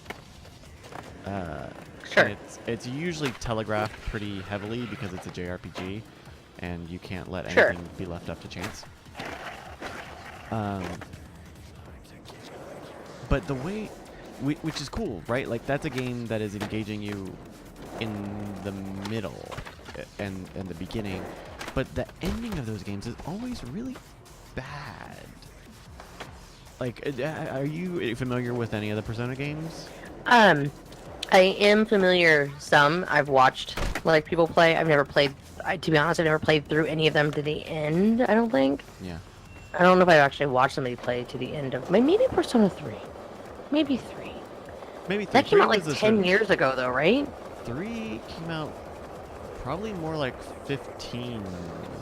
Yeah. Okay. So it is the one I'm thinking of. It So was like a PS2. It was like it Yeah. was a big JRPG crossover hit for PS2. I had a roommate after college. That would have been right after college for me. And I had a roommate after college that had a PS2 and used to play like every JRPG ever. Mhm. So I'm pretty sure that's where I encountered it. And Um, like, well- that sucks when the story's a letdown. Like that sucks. Well, and it's like whatever, right? Like the whole point is that you get tied to the characters and you know that you only have a limited amount of time. So by the time you get to the end, you spend enough time and hopefully you've connected with the characters enough where it feels bad when you see them becoming separated.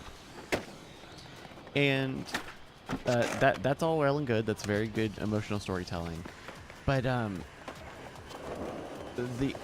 going to I'm only technically spoiling you on this, but it's frustrating that all of those games end with telling you, hey, this is happening because a demon came to Earth. And we didn't tell you, you don't know the name of the demon, but when we were telling you the name of the demon, but it doesn't really matter that you don't know who this demon is, or anything about what their wants or desires are until the very end when they're monologuing at the end of the boss battle, or at the final boss battle. So there you go. That's why a bunch of crazy shit is happening, because a demon. And it's always that, right? It's like, yeah, you remember at the beginning of the game when something weird happened? That was a demon. So, bye. Say goodbye to your friends. And it's frustrating.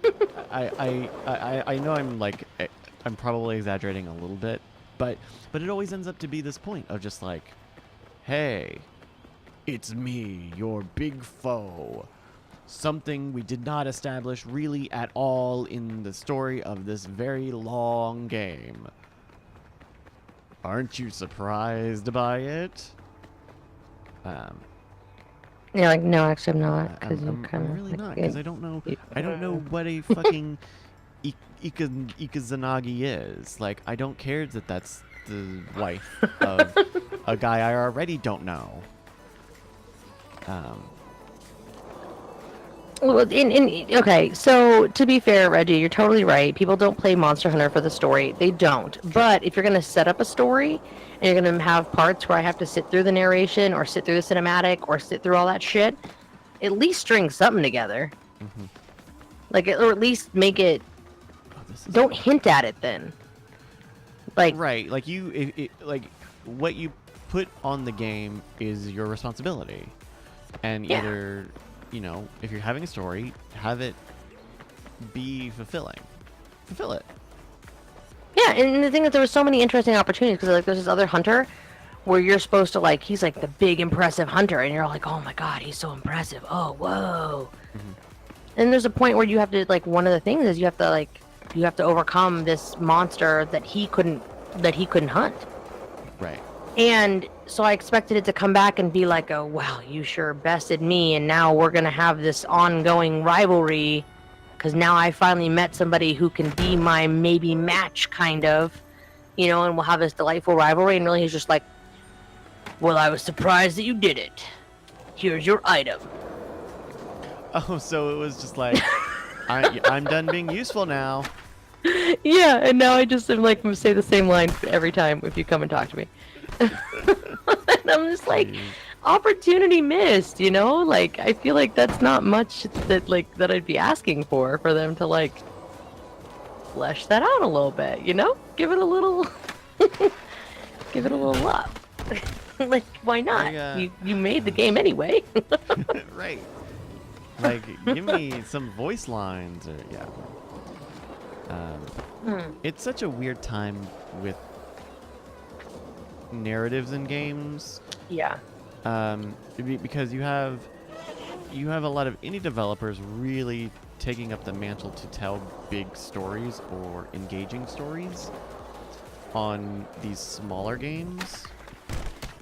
And then Did you play The Fall? Fall. That reminds me of that. Remind me of it. This is was an indie game that was, I think, was done on Kickstarter. The AI, you are an AI and you have an objective, and you're like a pilot suit basically, and you're trying to like save your human inside of you, and you like land on a place. Yeah, I do remember. And then they yes. just came out with The Fall 2 Unbound. Just came out in February. So played through The Fall, which I had never experienced. I basically hung out with Curly while he just played through basically of The Fall and then The Fall 2, which is great because then I can just like hang out and experience the game, but not have to sit there and be stuck in the shitty gameplay for like, where Jen would lose the story because she's just bad at sometimes in video games. But the story was really compelling, and it was this indie game, and the story was kind of intense. In both of them, the first one and the second one, and I was surprised. I kind of didn't really expect much from the story, and was very impressed. Well, that's good. Like, yeah, and that's a cool idea, right? Like the idea, like, okay, you are a suit, and we're not gonna try to trick you out and make you think, oh, I'm the person in the suit, and then, you know, like coming from a like second layer removed of twist, right? But yeah, you're getting like interesting stories in indie games like that, and then you have developers making experience-based games, I guess is a good way to describe it. But like Ubisoft has been very clear about this, of like, we're going to make games where you can do whack shit, and your time there will be telling your friends about some wacky shit that happened. Which is like fine, that's valid. But it just means that big budget storytelling ends up being fucking the David Cages of the world. Yeah, and I think that that's part of the reason I keep coming back to WoW, even though I'll be out for a while, is even if I'm not raiding or I'm not doing the content, is they're amazing storytellers. Yeah. And they hire the best voice actresses and actors. I think actresses specifically because I love their voice work is so good. The cinematics are emotional. These characters have been developed over years and years and years and years and years. They're good storytellers, and I'll take a good story. Yeah. Give me a good story. And whack shit Odyssey. Fair enough. Yes. Yeah. Correct. I see you as on point. And yeah, man. Like, though I guess you could call it AAA. Like Nier came out last year, and Nier is a legitimately fantastic science fiction or speculative fiction story. And that is a big budget game, right? Like, that's Square Enix published it, Platinum developed it. It is a sequel, you know? Yeah. But that's also that's not indicative of the industry. You know, that is more of a surprise, I think, than the norm. I don't know. In that one in particular, I was just so surprised by the people that enjoyed it that I would never have expected to enjoy it. I guess. Oh yeah. I don't know how to explain that. Like, but I have friends where I would have never thought that they would have liked it. Yeah, you know, and I think part of it is by making it a pretty decent action game. You can put that sort of story in front of more people. get the head. Oh yeah, like that's one of the hard parts with a lot of there are a lot of games that are like, well, it's like I have friends that are like, I'll never play WoW, it's too cartoonish. And I'm like, okay, Yeah. like that's fine. It's just like the aesthetic doesn't appeal, or you know they just can't get over certain things, and there's a lot of like, people have a lot of strange opinions, but I shouldn't say strange, just varying opinions. It's just like TV and movies. I just feel like right now our TV space is in such an interesting place and has been over the last like 5, 6, maybe. I don't know if I want to go back farther than that years, but it's been a real golden age of TV again. Like with just the television that's coming out is more impressive than some of the movies that are coming out, and Yeah. Well, they have I more just space to want breathe. They have more room to tell Yeah. longer stories, for sure. yes, yeah, and the character development, and I feel like that's why people are like, oh, games and all these sequels and whatever, and I'm like, I'm okay with that if these video games have great stories and they want to do sequels and they want to do, you know, give me 6 of them. I don't care as long as you're telling me a good story. Yeah. And if you're developing it over time, cool. I'm in it. I'm in it, and I want to see more of that because I feel like video games can really do the same thing. Yeah, I mean, that's why it's a big deal that like they pulled Chris Avallone on stage for Dying Light 2, right? That guy is is fucking Fallout 2 was his baby. Or is part of that team? Whatever, however you like that is a commitment to writing, in a way that shows that they care. And I hope so, because I think that the game has great bones. Dying Light, playing it a couple days now. I know it's like not really a whole lot of experience with it, but revisiting again, I guess, for a couple days has brought me back to going, God, the bones in this game are good. It's got great bones. Like everything about that is good.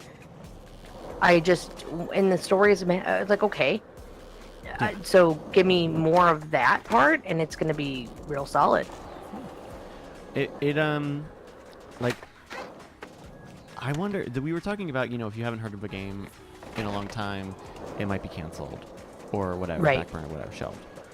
And Techland is making me think that with Dead Island 2. Oh, yeah. You know, they had a CG Forgot about Dead trailer. Island. We were talking about that too. They had that CG trailer, 2 or 3 years ago? Probably, maybe 2 years ago.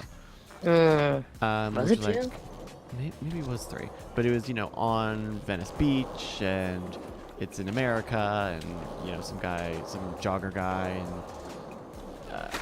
and it was not like the big pop that Dead Island 1's trailer had, of course.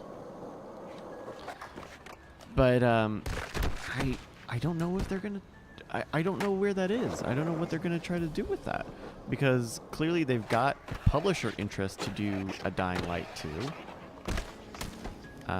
And you go where the money is. Oh my I God. mean, they're You want asking- to cry a little bit?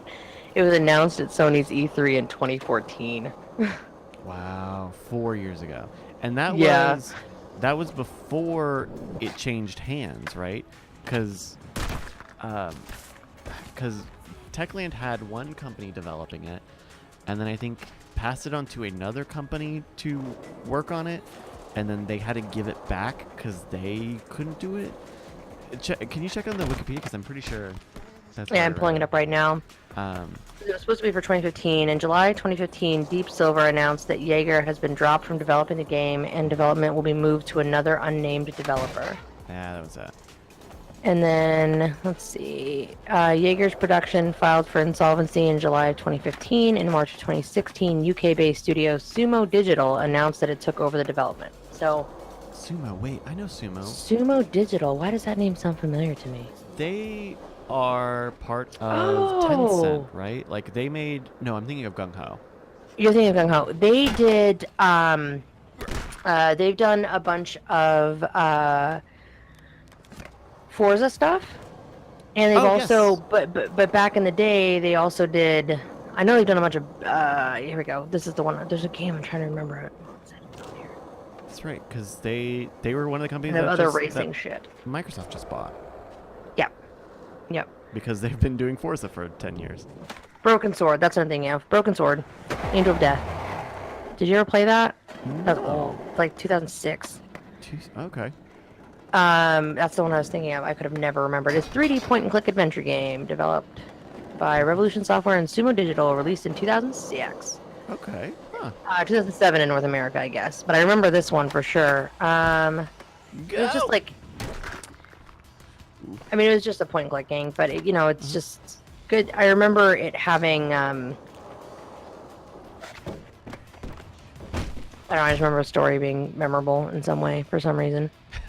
Good. Well, that's... I'm trying, that's a good hey... sign on it. That was during the pot smoking years, so it's questionable. Memories are hazy during that time. Yes, I see you've tuned into Video Games episode 2. We did this. When was that last one that we did? Was that like 2 months ago? Maybe more. Oh god, it was the Bomber Crew, right? We played Yeah. Bomber Crew. We just gotta get Curly in on the mix. Yeah, Weigh in on his opinions. it was the sort of thing where it was a little too late, where I felt cool asking him last minute. But I've been reaching out to other people who are interested in doing more chill stuff like this.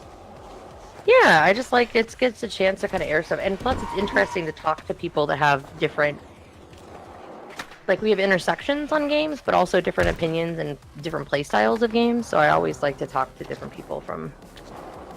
Video games are amazing. Yeah, they're not just Pac-Man anymore. No. No, they're Sometimes not. they're that. I really want to. I brought up Nier Automata. I really want to start playing Nier Automata again, because when I got it, when it first came out, I played it here on the stream, and I, over a week or so, maybe 2 weeks, I mainlined that game, 4 or 5 hour sessions of just playing the story mode, or not the story mode, but the critical path of it, basically. And I got through it in 4 or 5 streams, something like that. And it's good, but I when I was done, I could really tell that I had missed a lot of really good shit. And so I want to go back and play that game and give myself more time to do side quests, any side quests at all. I did no side quests. Or, check out all the lore items and all the writing stuff, because it's such a fantastic game and a really awesome idea for a world. I love great world building. World building is the key to a good story for me. Just give me a world that I can, if it's not the world that we live in, then give me a world and I'm good. When Nier, I don't know how much you know about Automata. I don't know a lot, so I've watched and I've listened to a bunch of opinions about it, and I know that it's something. I have a feeling it's something I would very much like. Yeah. But my concern is that hours. There are lots of hours. Yeah, it's just the time to play. Well, And when I go to how long to beat, and I'm like, oh.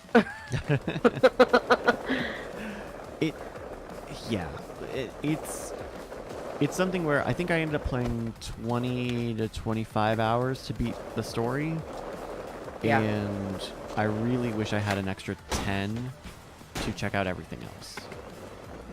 Because It's funny that you say that. You know how long to beat has it as? So the average is the main story is 20 hours, main plus extras is 37. Oh, no kidding. So you're right on it. Well, because and the I just it was actually tough. There's a part in the game has these sort of fragments or segments that you can break it up into, and when you start the third segment, if you are not really well leveled up or upgrading your equipment and stuff, you can get there's a very long battle that you fight, and is very frustrating, and it's a huge difficulty spike basically. And because of where you are in the story, it's not like you can go back to the other segment of the game and like go back and level up. So that was like a very specific moment where I was like, well, if I had spent more time leveling up my equipment at all, because I don't think I did at all in that game, because that's all like, you know, fetch quests and side quests. I would have had a way, at least better time. I don't know that you're actually supposed to win that fight. Yeah, so I have yeah. such a completionist problem that's what makes me nervous anytime I'm getting up.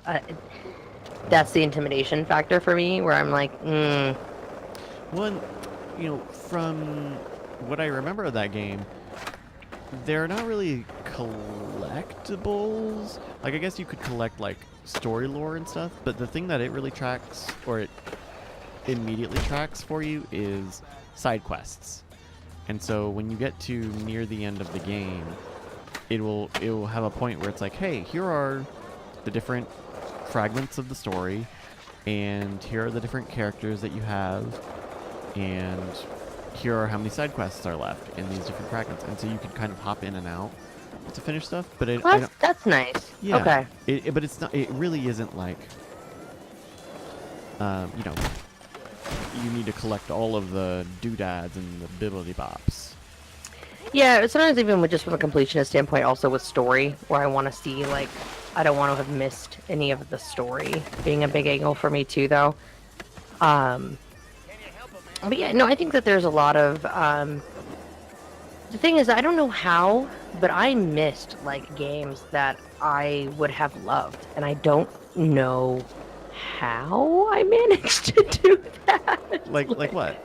Like, I had never played the Walking Dead games. I'm playing through a bunch of the Telltale games right now. Because I had missed that entire universe. Apparently, it just never came up for me.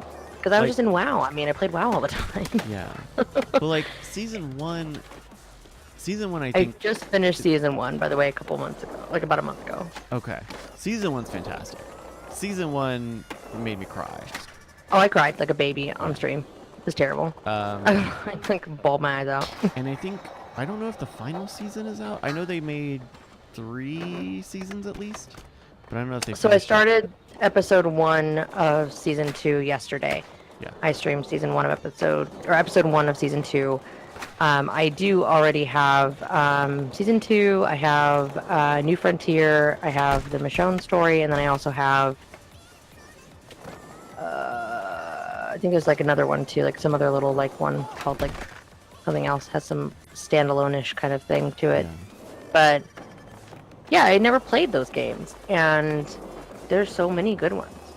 Yeah. You know, The Walking Dead is probably, you know, at least season 1 is it's still maybe one of the best Telltale games out there.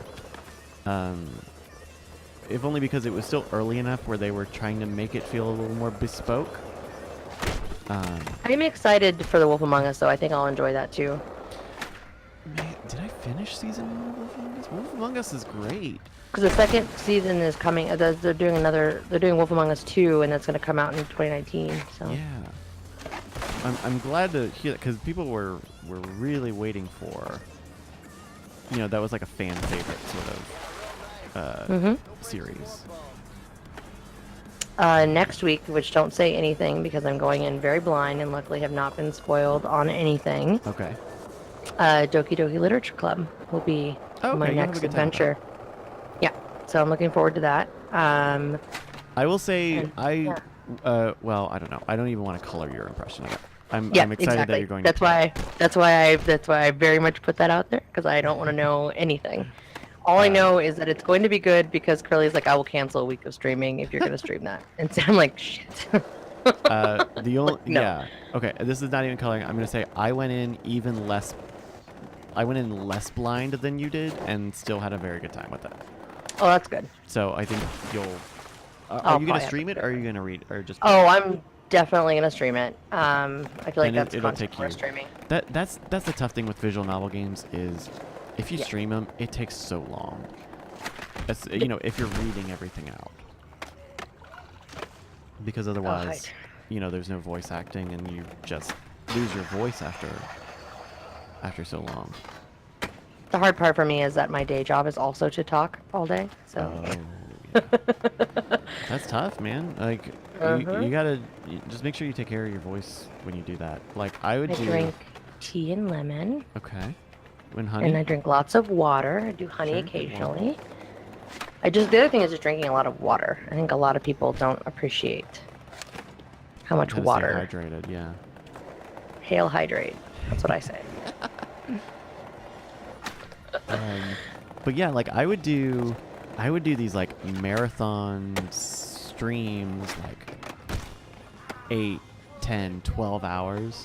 Like I would literally just wake up and do a stream and go to bed when I was done because I was fucking exhausted. And I would do visual novels, and it would like destroy my voice, and it would go so slow. I'm a really fast reader, and I hate reading on stream. I'm glad when people do it, and I admire anyone who can, but it is so taxing, man. Yeah. Yeah, that's the only part of it that I'm a little bit like, that's going to be kind of interesting. But I still think it's gonna, I'll still. Yeah, and it'll be worth it. It won't be that much longer. Like Doki Doki, if you're playing Doki Doki on your own, would be a day, 2 days, or 2 sessions, whatever. If you're streaming it, it may take you 5 or 6 sessions, just because it's all text, you know. Yeah. And there's a lot of it. It should be fun though. It'll be a fun time. It'll be an adventure in our world. Yeah. I got that, and then also Undertale. Okay. Oh, okay. So yeah, I have a Undertale's whole an list. interesting thing. Like, do you know? Yeah. Do you know all the stuff about Undertale? Or are you Nope. going in blind on that too? That's how. Yeah. That's. Okay, I'm good. delightfully blind because apparently Wow, I don't know how I managed to just kind of sneak around things, Yeah. and so I'm like, sweet. Yeah, man. Okay, cool. Undertale is a lot longer than Doki Doki, but Yeah. if you have the time for it, it'll be interesting. It actually like something that Undertale and Nier kind of have in common is that they are really great games to play and experience and like explore all of the things that they set up, but they're also really enjoyable to experience outside of the game. Like just reading about the different things you can do in Undertale is impressive and really like can be mind-blowing on its own, just knowing like the things that await you. But then Nier, Nier Automata is a sequel, but it's only tangentially related to the first game, and there are novels. There are like whole novels. There's a stage play that are not in the game, are not represented in the game, and only like tell little bits of lore that apply to the game. But there's so much great storytelling for Nier that's not on the disc. It's great. I love it. Like, I like that though, because I'm sometimes if I really like it, I'll go back and get it. Like, did you ever play Myst? oh yeah, sure. I Did you ever replayed read Myst. the books? I did not read the books, but I did like replay it within the past 5 years. They're good. Like, they're good. Yeah. Like, Are I they- actually really enjoyed the books. And those are lore books, right? Those do not tie to the games. Yeah, I mean, there's a couple of them. I couldn't even tell you how many at this point. There's like 7 or 8, right? I don't know if I read all of them, but I enjoyed the ones that I read. I'm also a big old nerd that reads like lore nerd. I read the WoW novels. I enjoy them every time. Well, mostly the Christy Golding. She does every other WoW novel. And I like hers the most. So I pretty much just like Focus on hers. yeah. I read them all, but I tend to actually pay better attention. Like if I'm gonna audiobook it, I actually like pay attention to hers because I really like them. But there's really great story, and some of those you only get you get some of the story through like the quests and the cinematics and the whatever. But also at the same time, how often are you like, okay, I'm collecting bear butts for this person, and Farmer Bob's gonna tell me some cool thing about some other thing. But you don't always remember. You don't always have the whole cohesive story. But yeah, I am often impressed by. There's all these really amazing writers that are have I almost feel bad for them. Like I used to play Magic, and one of the things that you could buy were fat packs. I think they call them something else now, but fat packs would come with a box with like the art of the set. You would get a certain number of packs from the set, and then you would get a life counter from the set, and then they used to put the story novels in there. Oh wow! Like this, and there was these poor authors that are writing these books, and literally people would just like rip it open, take their packs, and like toss the rest. Throw the books out. And you're just like, oh, but I actually read the books. Sure. Because Oh, I I was like, I don't know, like. I got a book with it, so I guess I'll read the book. And sometimes they're pretty good. I'm like, I feel bad for these authors that are like, I don't know who's actually reading them. I guess me and maybe a few other nerds. I don't know. Wait, Magic is not a game that I It's think a card about. game. I mean, it's weird. Like, Yeah, that's not a game I think about having lore. Like, I get it with WoW and even just Warcraft as a whole because it has multiple game series within it. well, yeah, because it started as Orcs versus Humans and then became Warcraft 1, 2, and 3. Yeah. Yeah, it had all kinds of story in it, but yeah, it actually does, surprisingly. And like some of the characters people really like a lot, and yeah, they've actually built it up into quite a world, so people get kind of into it now. Well, that's good. Yeah, lore's cool. I dig it. I Oh, I did finally get into. I had forgotten to mention this earlier when we were talking about card games. Finally, after requesting forever, I finally. You can't walk on grass, didn't you know? yeah. Grass is incredibly dangerous.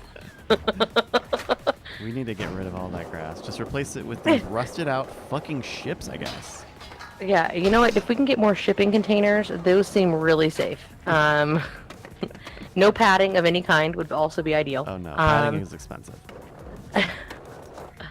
I finally got into the Magic the Gathering Arena, which is them actually finally redoing the Magic Online, which was terrible. Yeah, I've heard about that. Do you like So it? I finally got into Arena. I think the interface is much better than it used to be. Because you have to remember, Magic is very complicated. Like in Hearthstone, the way that they deal with instant spells versus sorcery spells with the cards is to have secrets, right? You're not actually ever playing anything on somebody else's turn. Yeah. Well, in Magic, you have interrupt spells. You have spells that you can cast, like, oh, I'm putting down my gigantic rat demon, and you're like, no, you can't play your gigantic rat demon because I'm gonna counter. Play another card, yeah. And then they're like, well, I'm gonna counter your counter spell by making it impervious to counter spells. And then you're like, 15 items have just happened, and you can't do that, you know, in a There's none card of that game. No, you used to be. Though Yeah. Magic Online, it would try to handle it, but it was awful. It was really bad. So they definitely have figured out that interface much better now. Well, that's good. Which is good. I'm my surprised. only- Well, I guess I was gonna say I'm surprised they didn't just like make an offshoot of Magic that. Oh, because they still want you to buy cards and packs. Right. they still want to you to be buy tied into everything. The other games, yeah. They want you to buy them packs. So here's the fun thing about it. Okay, all right, Hawaiian. Who are you? Hawaiian Canal? I know. Called them interrupt spells. They're called instant spells. I know. I hadn't played Magic in like 10 years, and I went back to a Friday Night Magic like a couple months ago. Yeah. And I'm like, hey, so I'm gonna play some. You guys got a release, so I'm gonna do some sealed, so I don't have to own any cards. I literally just hand you your packs, you open them, you make a deck, and you play with it. Yeah. And I was like, well, how does mana burn work now? They're like, mana burn? And I'm like, oh, okay. Hey dude, are you out there? I'm back here holding How does the game play now? Can we just start at the top? Yeah, just Can you just you know, tell me one how more the time. game plays? I know how to count. I know how to read numbers. Good, so I'm good on. Yeah, Step but one. even then, oh, and then But the great even thing then, is they're like, using fucking Roman numerals, so you can't even count on that. and then they've got like energy counters, which are like different, and it's just super funny because there was one where they're like, oh, and this card has menace, and it's gonna bloobity blop with the floobity blop, and I've got the city's blessing, so that this other thing is happening, and I'm like, the fuck is the city's? What the fuck are you talking about? Like, what is this? Like, Yeah. Well, all of that it's becomes complicated. shorthand, right? For them, Yeah. that's Oh, yeah. all shorthand. Like, of course I know what the city's blessing is. It's the most popular card in the meta. Yeah, or it's like a thing that works that you should just know about. Yeah, so it was such a it's been a really silly experience actually coming back into Magic because I was like, oh yeah, I haven't played in like 5 or 6 years. And then I realized very quickly that it had actually been like 10 when I'm like looking at like the last time I had played. But yeah, so it's been nerd. Jeez. It is literally like the nerdiest thing of all time. But the Magic Online or the Magic Arena Oh yeah. is handling everything much better. So Okay, that's good. I'm pretty comfortable with the gameplay because you can put in a stop. It's really nice because you can be like, okay, I want to stop them if they play something that you could have a reaction to. It Give me the automatically gives you option. like 20 seconds, yeah, to like Okay. decide if you're going to do something, and then you get so many timeouts per match, so you can be like, okay, I need to hold on, I got to try to do math or Mhm. look at what the hell I have here and see if I want to do something, and you get a couple of those a match, which is nice because Yeah, then that you makes can sense. take more time, but then you're also not always taking the more time. Do you feel Yeah, like that it was you have slows down no the- spinal cord anymore, it's by the way. completely gone. You get a lot of spinal discs, so I'm upset. Get some spares. You'd be surprised. I go through more spinal discs than I do trucks. So do you find that like playing Magic, the arena is faster than playing in person? Because It is because I have a timer, and I'm not just sitting there with some nerd that's like trying to say things to me and let me just read their damn card. I see. Because sometimes it's like I get in there and I don't know what any of these cards are, and they'll be like, I'm gonna blah blah blah blah blah blah blah blah. And I'm like, can I just read the thing? I'm like, what happens? Like, oh, it's gone. And I'm like, okay, are you exiling it?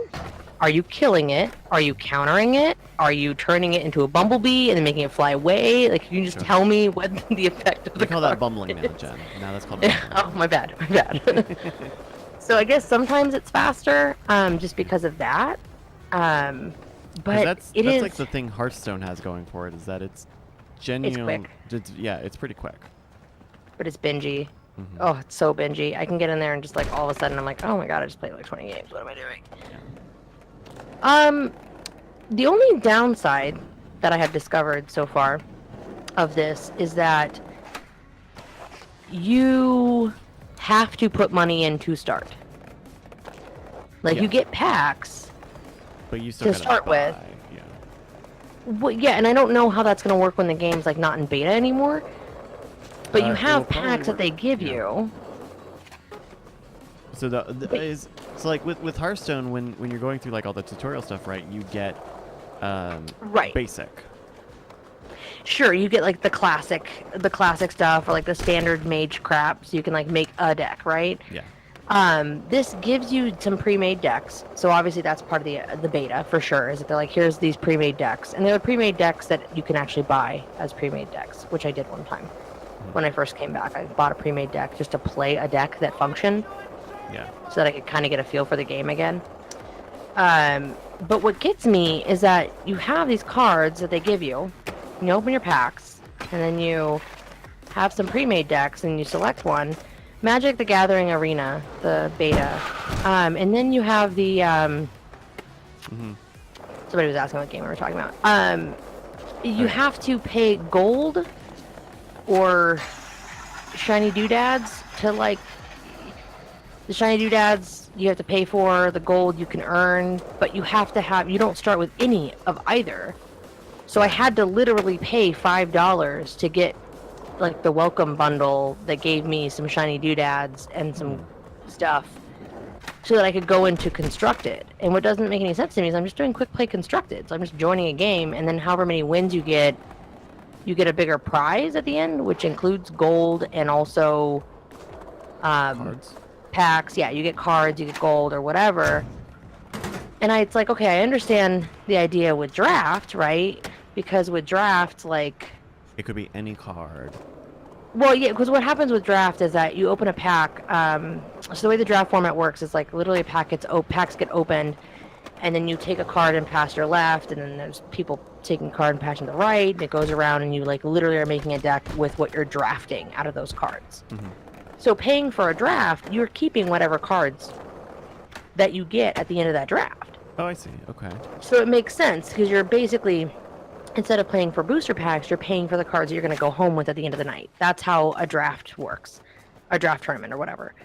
Sealed tournament, you're paying for an amount and you get like 6 packs or whatever, and then you fill it with land. You make a deck, fill with land, and then play with it. Again, you pay for that because you're going home with cards. With Friday Night Magic, you pay $5 and you get to play. You bring your deck, and you always go home with like a player prize and usually some packs, depending on how you place or whatnot, and how competitive the store is that you're playing at. And with this, I guess I should compare it to that, I guess, because you're literally, you have to pay to have cards, but then also, because when you're doing constructed, you're using your cards that you already have. So you may have acquired those cards from buying these digital packs and opening them or whatever, and then you're also paying for the privilege to play the game. Yeah.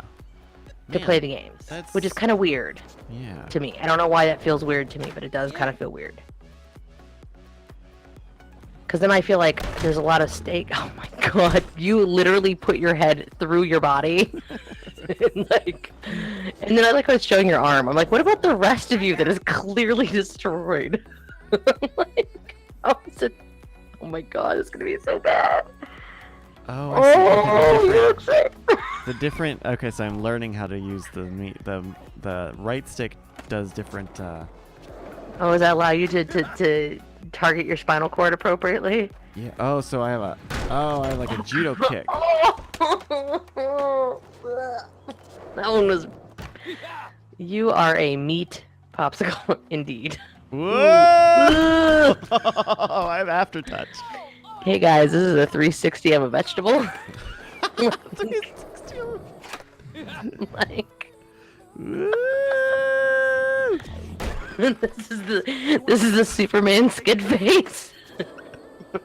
I'm gonna name all of your tricks now. I don't know what we call this one. This is the kickstart bum slap. I don't know. Yeah, that's the late on fulfillment. Replay. Ooh, it looked way worse from that angle. Oh, it looks way worse from far away. And then we can call it the Titanic when you jump off the edge and bounce off 3 things while you're falling. Yeah. Make that one happen. Oh, they got rid of the ramp. My god. I can add a ramp. Oh no, I can't because it's loading. That's really funny. This game is so silly. I love it. No, Session is going to make some people really happy. There's definitely some people that are super excited for it. Yeah, oh for sure. Because like that skate culture is still strong. It's a strong thing. Yeah, I wouldn't. I mean, I'm admittedly not a part of it, but I can appreciate it from the outside. But I certainly get where it's like they're pretty underserved with games right now. Like there was Ollie Ollie, which is a great game. Ollie Ollie is great, but it's even more of an abstraction of like that's a 2D skateboarding game, and it's a great game, but it's not this. It's not a 3D skating replication. Yeah, look at this spot, dude. It's like the polite sit down. Like I don't know what that is.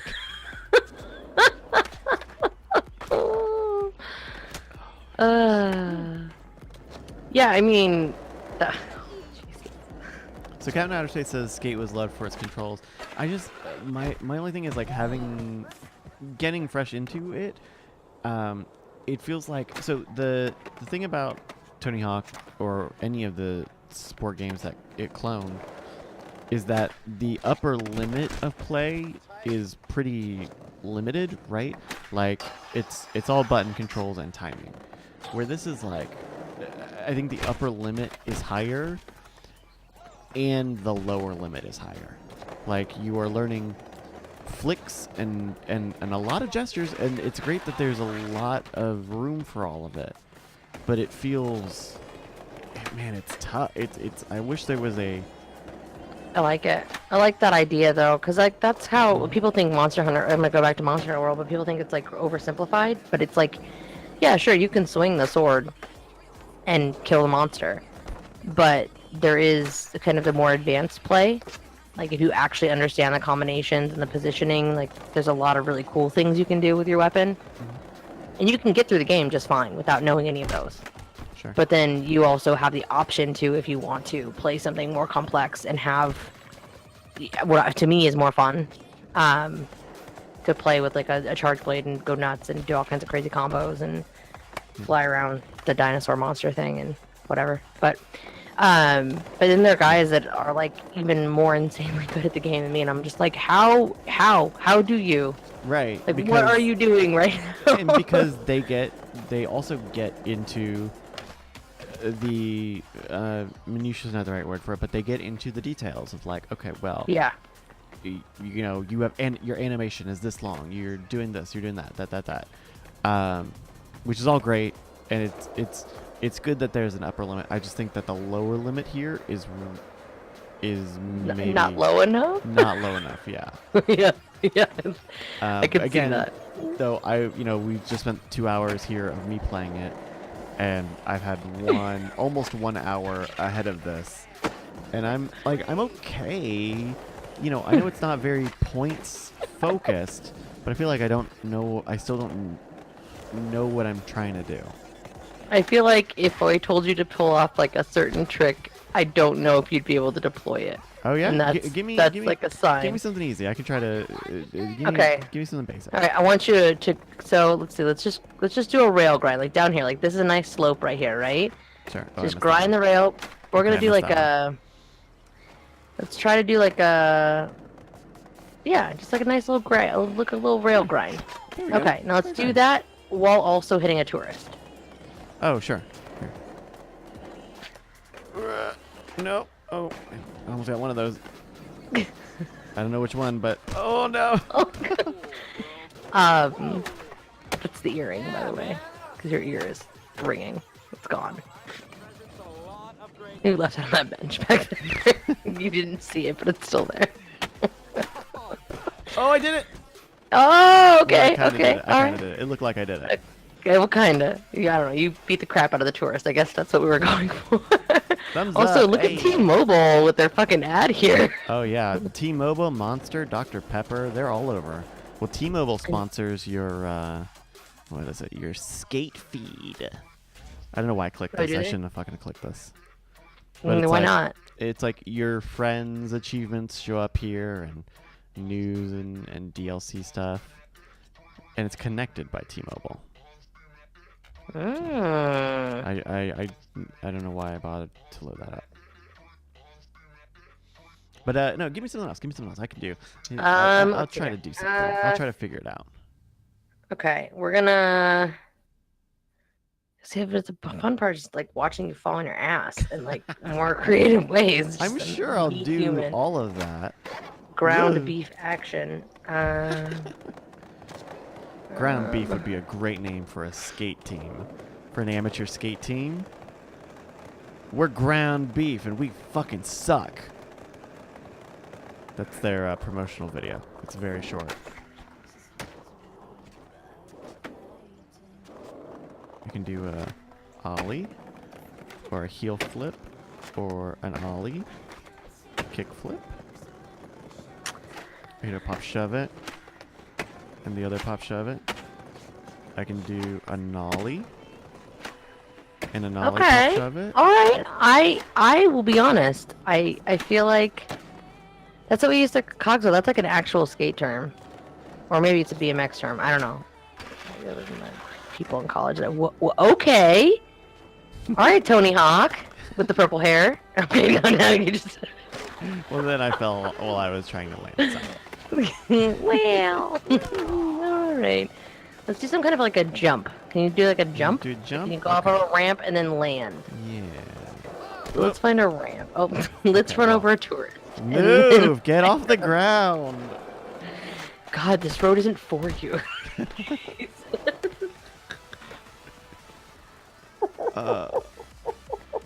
Okay, I can set a marker. That'll help me. Okay, so we got a little bit of a ledge here. Place marker. All right. Okay. Doing some stuff. I got a line. Yeah, look at that. You landed every single one of those things. Fucking And not on your nemesis. face.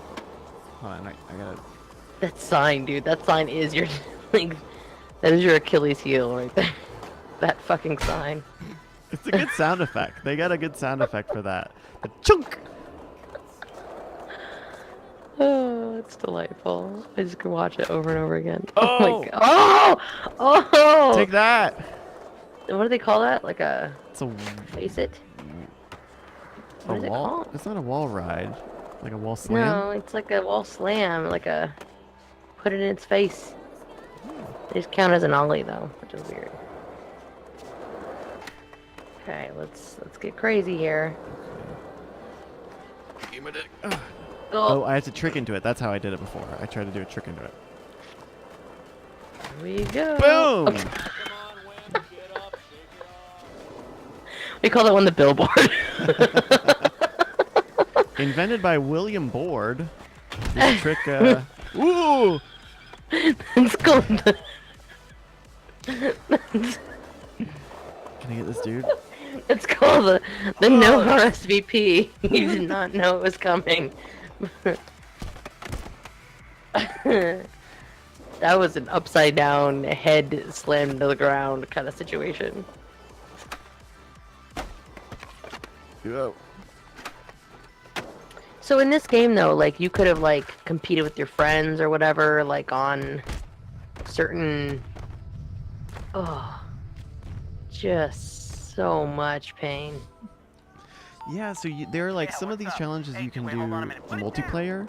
It's like there's a race, and you can have up to 4 people race with you at the same time, and you all get bonus experience points, whatever, for playing So together. that's one of the things that Dying Light does that kind of annoys me a little bit. Like I kind of mostly because it tweaks my like competitive side, and so I don't like it.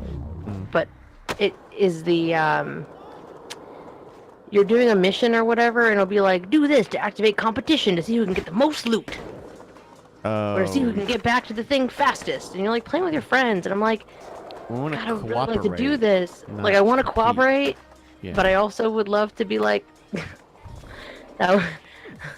It's called the prayer, deep in prayer. I like now that I figured out that the joystick does these different moves. Now you're feeling like you finally are getting Like- places. Yeah, look. Oh, Oh. judo chop. Which one's judo chop? I think it's down. But no, you're saying Like I like the idea of like it would be fun to like have bragging rights with your friends, but also like I don't want to like. I also don't want to. right. Like I'm not competitive with people I play online in that way. Like Right. when Sunny and I play Splatoon, like Splatoon by design really doesn't care about your KDR at all. Like Splatoon is all about like inking territory. So very little of that game immediately rewards getting kills. I'm kind of doing like a That was a ballerina 180 to lose it. Or get out of here. thing. Get out of here. Get out of here, board. I don't know what that is. Judo chop. Oh, it was a kick. That was a good kick. I got into position with that. Oh, jeez. That one was horrific.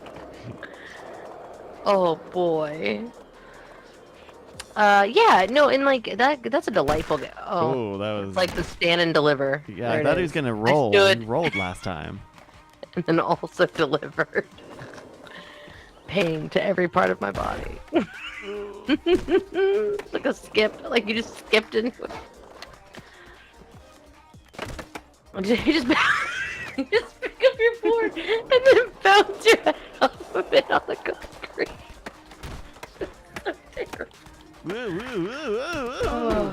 Whoa! Okay. all right, all right. We call this the seizure. Oh my god. But yeah, I feel Yeah. like you know what game does that like competitive multiplayer stuff really well. At least I don't know how it handles it in real time, but I know it's really good when you do it asynchronous. Is Just Cause. Like, Oh. because Just Cause will be like, hey, you are on a killing streak. Your friend has this killing streak. And so we're going to show you their, stat while you're doing this thing to kind of motivate you to do better, It's kind of cool. Okay, that could be kind of interesting. Yeah, it works out in a way that it doesn't feel This is called a 0 degree. I just stole this, and I'm running away with it. Sorry. It just looked like you were running like you stole that board. Oh, I definitely did. Excuse me. I definitely stole this this game board. I definitely did not pay for it. Please go off the end and land. Do it. Oh god. Oh god. Nice. It's too high. I think that there's at some point where if you're too high up, you just It's like, what do you think can't this land on is? something. Tony Hawk 3 in your Wolverine? No.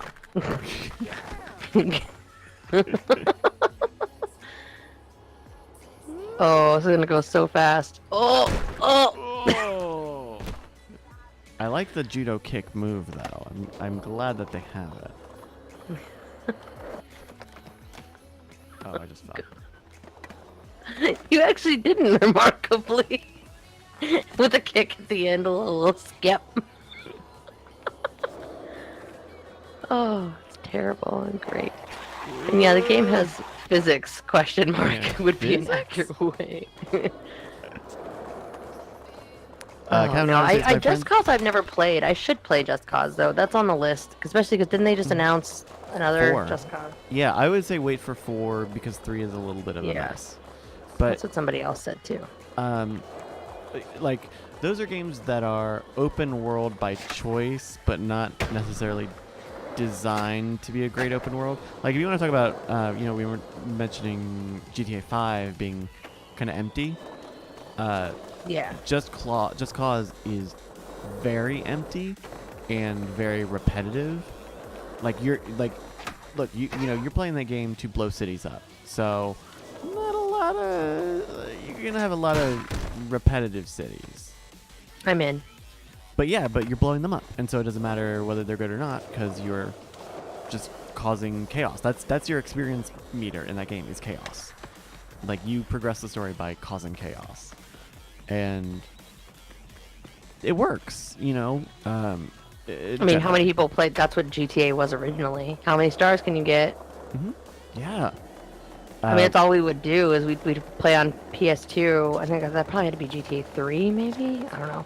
2? I don't know. But we used to just be like, who can get to 5 stars, and you just go until you get caught. And yeah, and live see the if you can longest steal a or tank. whatever. Yeah, Yeah. exactly. And then we just pass the controller to the next person. And like that specifically is why like GTA Online is such a brilliant like decision, just to like weaponize that feeling, but really transmit it into an online age, right? Oh Like, yeah, absolutely. it's anyone can pass a controller on a single player game, so that's whatever. And they did local multiplayer for San Andreas, and it was this kludgy thing, right? Like you and another person, you always had to be on the same screen, or you were on the same screen and they wouldn't split screen it because the game was, you know, too big. And so you would always like be bumping each other up, you know, to keep in, just to stay on screen.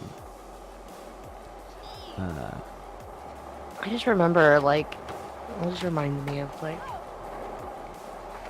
the first time we played Halo with 8, it had to have been Halo 2, probably, maybe Halo 3, with 8 people on 2 TVs, 2 consoles, and, like, I just, it was so amazing to me, as somebody who grew up in the middle of nowhere, and, like, competitive, or cooperative or competitive gameplay had to be done on the internet against anonymous humans. Right. And it just blew my mind that I was Having doing that with LAN. people. Yeah. I mean, we used to LAN a lot of things. Like, we used to LAN Diablo. That was probably the first game I played a lot of with my friends. Mm-hmm. And we would just play a whole hell of a lot of Diablo. And Diablo 2, of course.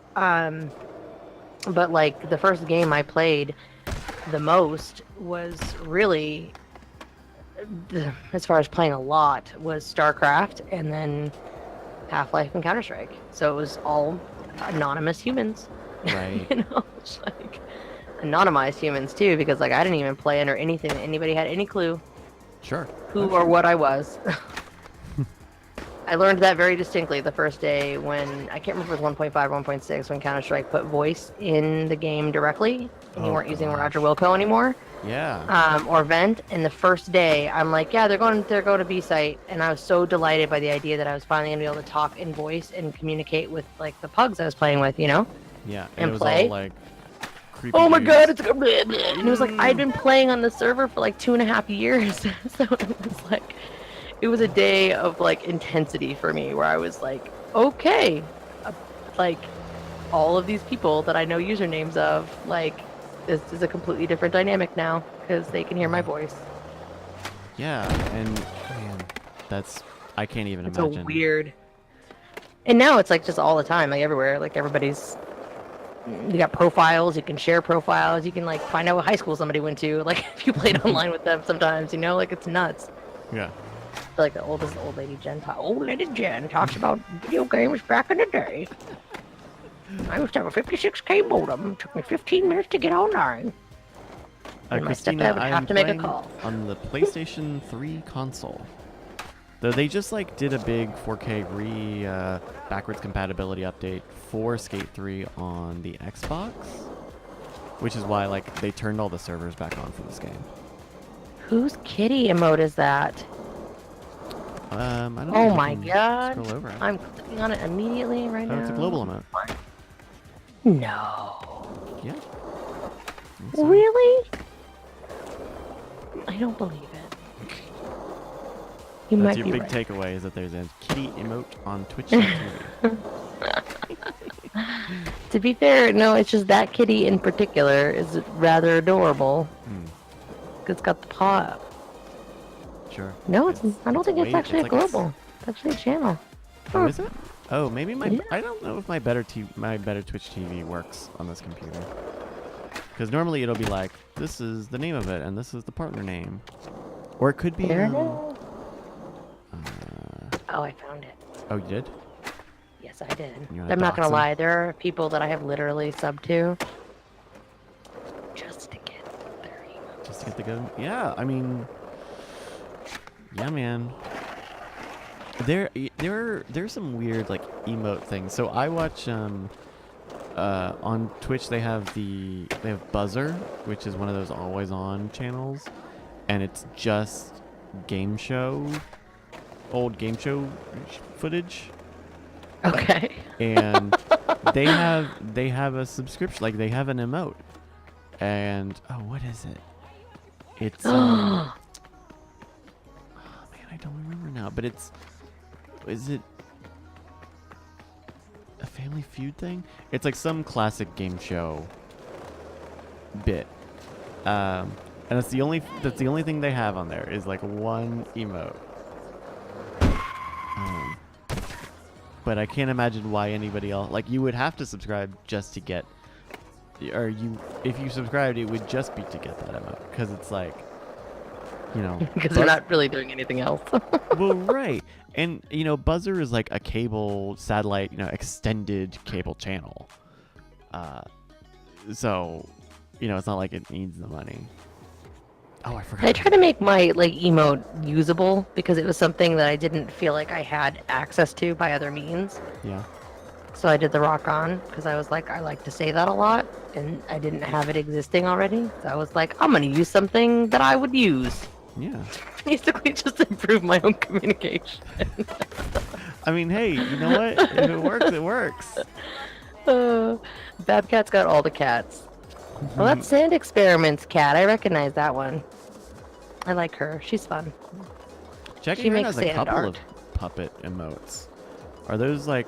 I guess those are the $5 and the $15 ones, or the what is Yeah. it, the 10 and $20. 5, 10, 20, it's $4.99. 5, 10, and 25. That's it. Okay. Yeah, I have my little Oppie. Now, anytime I hear that sound effect, it's like I will never hear anything else other than The not me. no, it's fine. I was sleeping. No, it's fine. I was just wasn't going to sleeping. sleep. I just if you need something, let me know. I was not sleeping. I don't know why that one was. It's funny to me, like what bits just go and which ones go nowhere. Yeah. You think it's gonna go, and then nope. And then no. No. Well, and like, there's some portion of it that is like, there's some portion of it that is like, or like not like a bad word for it is like forcing a meme. Like the ones that have lasted have at least been just a little bit pushed. You know, Otfi went on for a while that episode, and it's kind of come back. But we were doing the rewind. By the way, rewind tomorrow in the afternoon. See you last Tuesday. Is that what you said?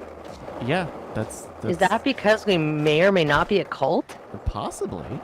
It's also like that. That was the only Twitter handle I could get. It was rewind cult. So I was like, all right, That's well, great. I'll just lean into it. I don't even remember who it was that day when we were like doing the first rewind, and I remember because I was at work, and you were like, yeah, I don't know, and then somebody was just like, why aren't we calling this See You Last Tuesday? Yeah, right. And you are a genius, whoever you are, random person that was in the chat that day, whose idea it was. So it's like the best. We call this one the sprint install. Yeah. Don't get hit by that car or skateboarder. Jesus. tell me what to Okay. Check me Get hit out. by the skateboarder. Do what you want. It's taking out the trash, except in this case, the trash can fell over. This is like off of cars. Are they moving? Is that car parking? No, Oh no, you're it good, is dude. definitely moving.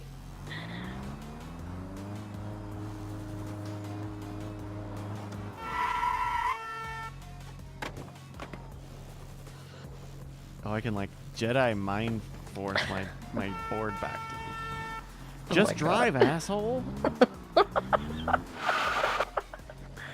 Don't you have somebody to pick up? Aren't you an Uber driver? Figure it out. I think I have a jerk off button. Do you do? Can you turn the angle like ever so slightly? You're gonna hide it a little bit. Oh, ooh, oh. What's up? Just drive. What are you doing over there, buddy? Officer, there is a skateboarder riding on my vehicle and touching himself. I'm sorry, what? Well, why aren't you still driving? Go! Like hacked his fucking 911 call. Let me see how long he'll drive. Take me to the other side. I want to find out if it's like a loop or something. I think so, because I think this road just goes back and forth between the school entrance and the skate park.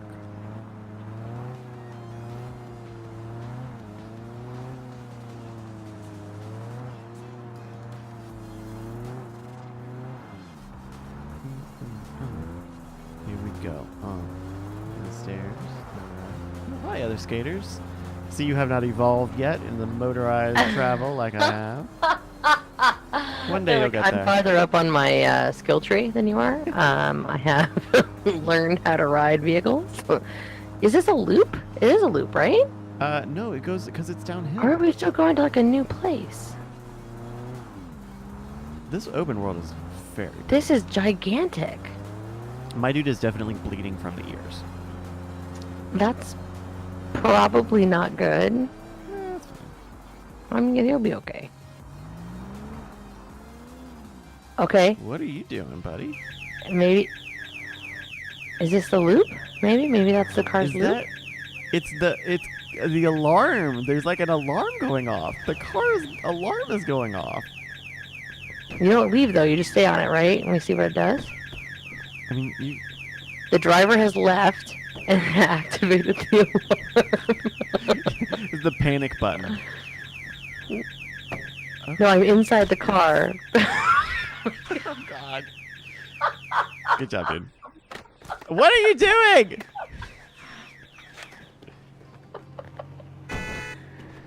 Oh, it turned into a parked car. That's Oh, what so it did. does its circuit and then like turns into a parked car as part of the world? Yeah, well, and I'm sure they just like spawn and despawn, but that's why the alarm was going off because I stood Well, because on we a watched parked it car. park. It Yeah. Holy shit. By the way, the mom spaghetti face plant is really nice. It's fantastic. I don't know why I imagined that there's a plate of spaghetti there that you were planting your face into every time. Okay, well, we're But gonna that's wait for clearly another- what's happening. We're gonna hop this car. Ooh, yeah, red car. Hey, Taxi. take me Hey, up the hill. taxi. Take me to the show. Oh. Take me to this No. spot right here. No. Oh. Oh, Okay. no! Oh. Damn it! It's okay. There are more cars. We'll find a new car. Oh yes, hello. Immersion. Yes. This is Oh. perfect. There we go. There you go. By the way, kudos on the model actually having a pickup bed. Oh yeah. Like I literally expected that to be. Go! solid. What are you doing? Oh my god! What happened to me? Did I hit an invisible wall? You must have hit an invisible wall. Oh yeah, you can see it because look, they all disappear right when you get there. Oh no, maybe not.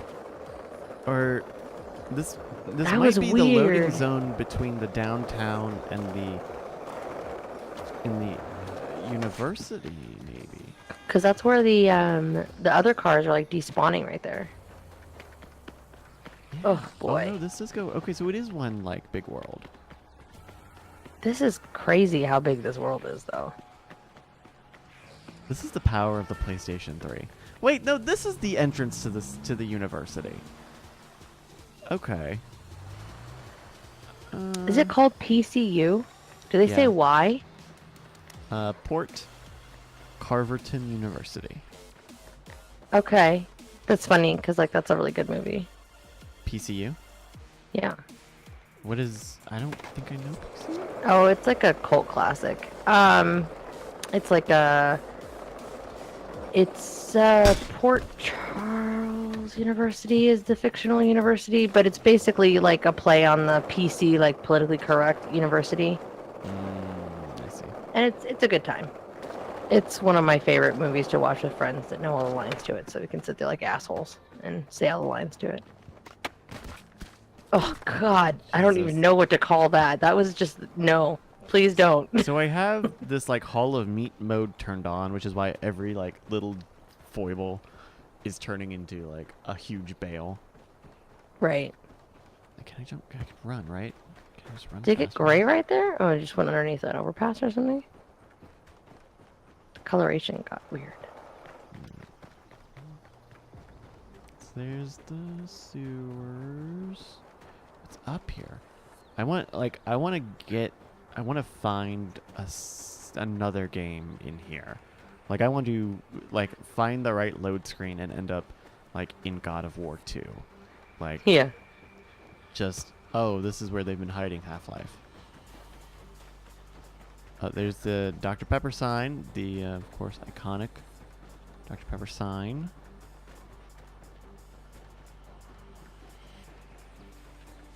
so the beginning of this game, like the first time you load it up, is pretty wild.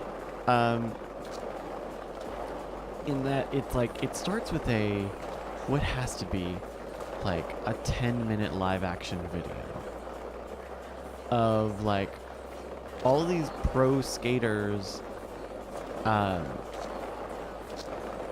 taking up various jobs along the production line, from trees being chopped down to being turned into boards. And it's like, oh, here are a bunch of guys who are the lumberjacks, and here are this guy works at the screen printing company, and this guy does something else.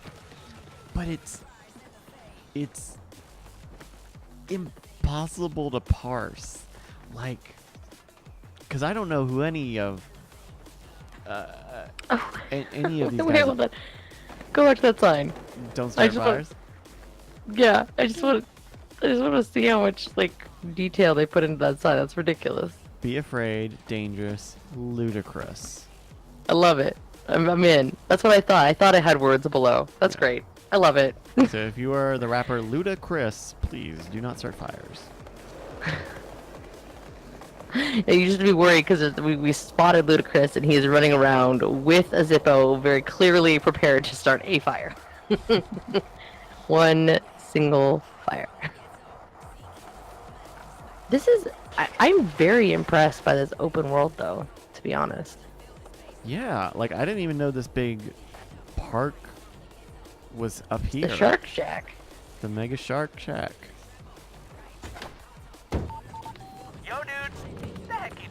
Yo, dude, what the heck you doing out there? I'm back here in this office, busting my butt. Okay. But yeah, anyway, so you start the game with this like it's the very first thing that happens. It's not, there's no title screen. It's just you are suddenly like, and you don't even know that they're making boards until like, you know, you actually see the wood get carved up. But it's like really inscrutable. It's hard, and it's not. I don't know who's popular in skating. I don't know that I ever did, but I certainly don't now. And so Yeah, I think the last time I cared was, and I don't even know if I can think of his name now. right? Mullen, maybe? I just really liked him because he was this guy that would just sit there and he could just do these like tricks like in one spot. Like he would get on top of like a table and just do do tricks for like 20 million years. Yeah. And I just found that delightful. That, and he was like a mathematician, and that just made sense to me. Mm-hmm. That his mathematical ability, Yeah, I'm sure, like, played that's what into people that. say. When you're good at math, you're really good at pool and skateboarding. Yep. Yeah! Whoa! It's I don't like think I a broke look, any ma, bones, no but brain. that was a fun like what is it like a somersault almost. I don't know how to pick up. So okay, again, this is something that would come out of playing the game for more than like 1 minute. But I don't know how to like get good speed or height in these half pipes. Oh, I just broke my entire asshole on that though. Your butthole is now gone. Your butthole is no longer a hole, actually. It's gone. Oh, hey. Oh, hey, buddy. Hey, dude. Does he get up and beat the crap out of you? That would be great. You messed up my trick. That's Skate 4. Skate 4. Skate and die. Skate 4. Skate rage. Oh yeah, so E3, the triumphant return of Andrew WK. Oh, you know, And a Viking. I missed that, but you know what? That sounds right. That sounds, you know what? If I'm Bethesda and I'm selling Rage, a copy of Rage that looks like that game, I get. I make sure we have the shortest person to stand next to the Viking that we brought in, and also Andrew WK to perform. Are you excited for Fallout? Are you a big Fallout person? I'm not a big Fallout person. I have a lot of friends that are, though, and I like multiplayer. So Okay. I you am might dig kind it. of excited. Yeah, I'm actually kind of in on it now, just for that reason. I kind of wish that they were doing. I kind of wish this game was another single player game because Fallout 4 was disappointing in the story bits for me. The nap time? That was the 180 nap time? Yeah, that's the rack it up. Oh, ooh, I'm just trying to Oh. find any crevice I can. Tight spot. I've been playing Dark Souls, and every time there's like a little skinny area, somebody's got an orange soapstone message that says like tight spot, caught in a tight spot. And I'm like, that game has so much weird like I clearly missed all of that. Yeah. All of the like this is a huge nostalgia thing for people, Yeah, which is cool. I appreciate that. I remember having a friend back in high school who was like, was that high school? Maybe not. He was like, hey, you gotta try this game. It's called Demon Souls, and they make it's intentionally really hard. And my answer is the same as it is today, which is, why would I ever want to play that? That was a Tempur-Pedic right there. You guys witnessed it? Oh, that was a half Tempur-Pedic. Yeah. Well, ooh, Ooh. Oh, the full Craigslist mattress. These are great. You should just get a job like naming skate tracks. Good skate fails. By the way, my little unrealized until now talent apparently is naming the things when you fall on your face. Zelo, land that suit, Casper. Oh, get out of my way! I had it, dude. Oh, lady. Oh, and she got up. Okay, well, all right. Leave me alone. You're never gonna walk again, and she's like jauntily walking away. It's like, I gotta get the fuck away from here. She's like, I got a meeting that I can get to. Oh god. Yeah, I know, but I definitely missed a lot of it. So it's been interesting, kind of like checking out a world, especially with people like Curly and Sam and all them being like so into it, you know. Yeah, And yeah, it's crazy. We have Jeff, who does Rage Select here in Austin, and like every time I see him, he's like, I'm just looking for anybody who will play Dark Souls with me, because he really likes Dark Souls, and it's it's got its fan base, but it's still a tough game. You know? I just need to move to Austin. That's a reasonable place to live, right? It's totally affordable there. Oh yeah, that's the great thing about Austin is it's very cheap to live here. Is it really? No, I feel like I mean it's I feel like that's not true. It's relatively cheap compared to other like metro areas, even in Texas. Yeah. But it's still like a metro area. So if you're willing to commute or just be a little ways out of the city, you can get a reasonable pad. But I imagine Tucson is very Cheap as reasonable. shit. Yeah. I actually came here originally because I was working on a mortgage for a mortgage company, and I was 100% telecommute, and I was like, why the fuck am I living in California? Right. Like, this is stupid. So, and I wasn't even living like anywhere fancy. I was in Sacramento, and I was like, okay. The shithole of California, as it's known. That's what Sacramento means in Spanish. It's, yeah, and Sacratomato is the actual pronunciation. So. Sacratomato. Oh, I don't know why we call it that. I don't know. It's the stupidest thing. Wait, it's you're like being real. We literally call it that. Like, it's like a really dumb word for it, and it's just like, it's just a silly, like, somebody said it one day and it was silly, and obviously that's happened a lot because like I moved away and came back. Okay. Yeah. This is the ultimate tourist, though. By the way, he was trying to check his geocache right there, and you done fucked his shit up. Well, and, like I glomped him is the thing. I glomped him, and he was really into it, which is not what I expected. You don't really get a lot of people into glomping. God, those socks are out of control though. But no, I don't know why. I don't know why. It's just a dumb word. But no, but for the most part, I like the Sacramento area. It was alright. It was an alright area to live. Yeah. But I was like, well, shit, I'm gonna like make that California money and live in not California anymore. For sure. There are So- weird. We have weird words here in Austin that we say weird. Like so we have one of the bigger roads around here is, if you saw it, you would think, oh, that's Guadalupe. But no, we call it Guadalupe, which is like not only like it's demonstrably wrong. It's like where you make it more wrong, and that's I guess what sour tomato is. It's like I think that's the thing is that it's like really, really wrong. Mhm. So here's a comparison. Yeah. So living in Tucson right now, if I wanted to live in Sacramento, I would need to make 28% more money Ooh. to have the same. Sort of residency situation. Yeah. Yeah, Well, that's a that's a lot. lot. That's a lot. That's a more to lot. make. Why don't you Yeah. just make Oh. 28% more money? I mean, because that's just how the world works. You just Yeah. do it. That's why I didn't stay in Virginia, man. That was the worst.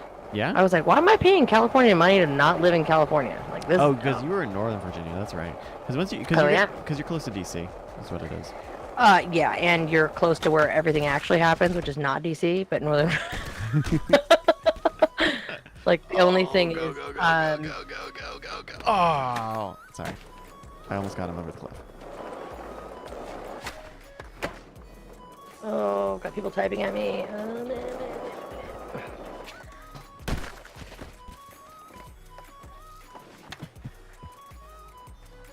But yeah, Northern Virginia is. They should just annex Northern Virginia into DC. Well, or yeah, and then make DC actually a thing. Because I feel like only there are very few people that actually live in DC. Right. Of course, they can't have any business in DC because of all those weird laws, like that stupid thing has to be like the tallest thing in DC or whatever. The not the Washington Monument because it's separate. 'Cause it's a monument, but the is it the Capitol building? It is. The Capitol building is the one with the 19-foot statue on top of it. I think so. I think so. Yeah, I think so. And I think that has to be the tallest thing in DC. So they can't have like multiple storied buildings there. So like everything's in like Arlington and Alexandria and Herndon and all that crap. Oh, weird. Fairfax.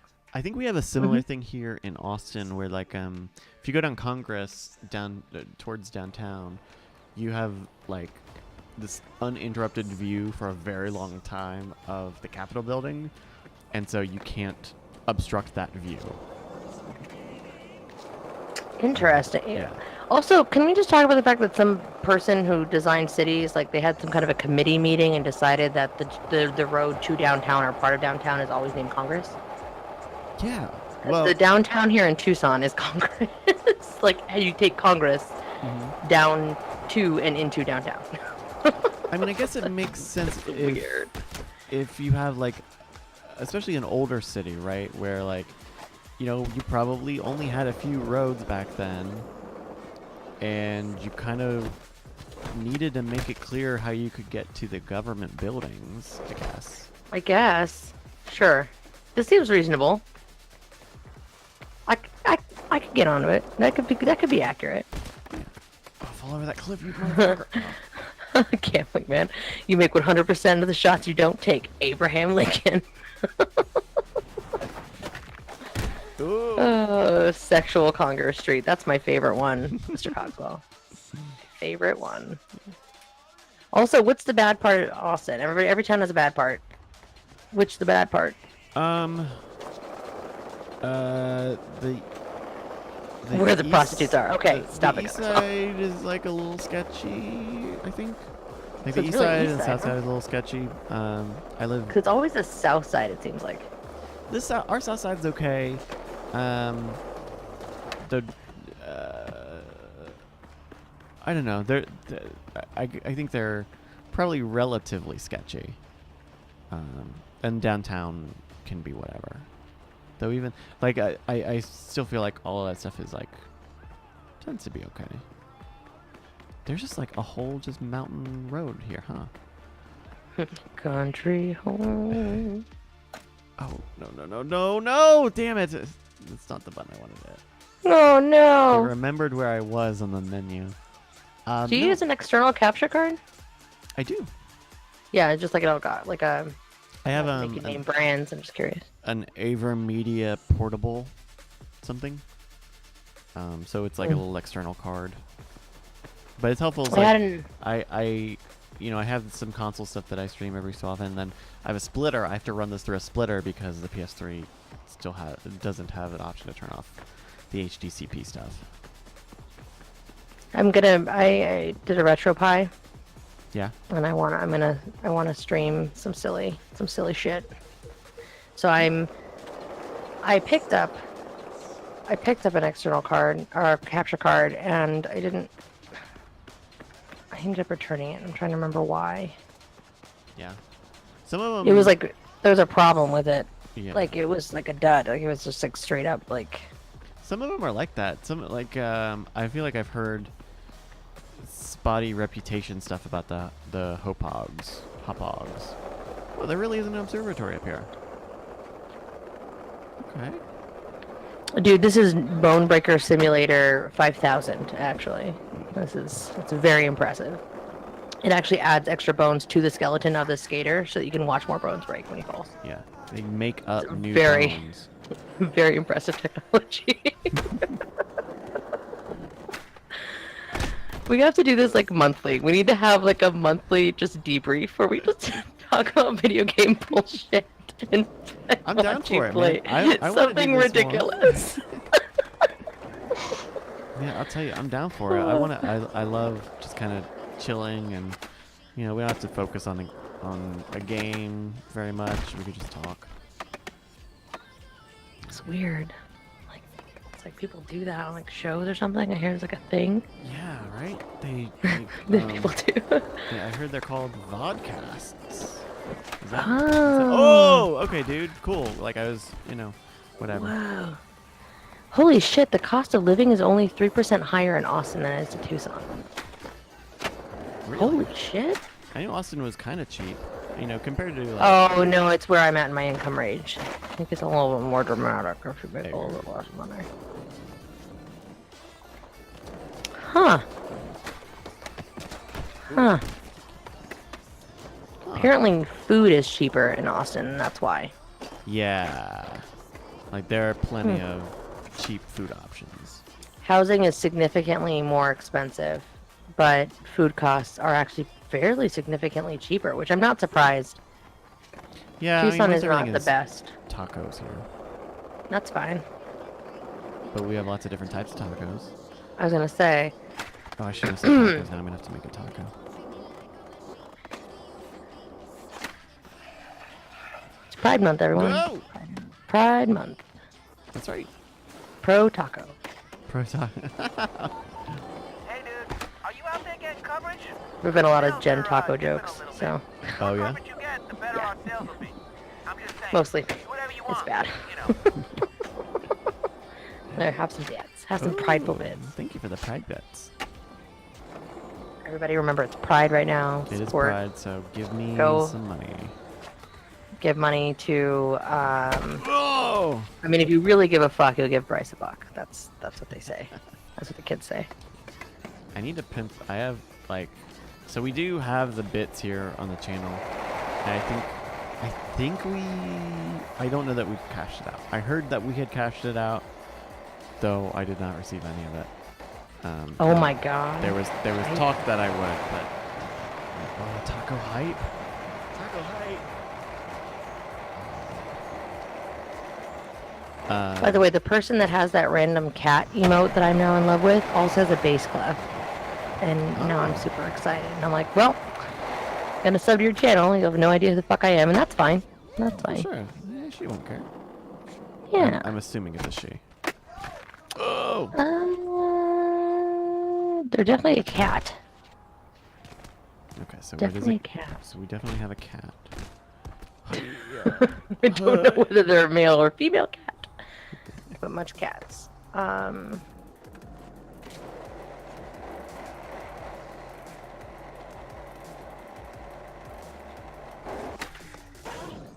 look at this place right here. There's gotta be something to shred here.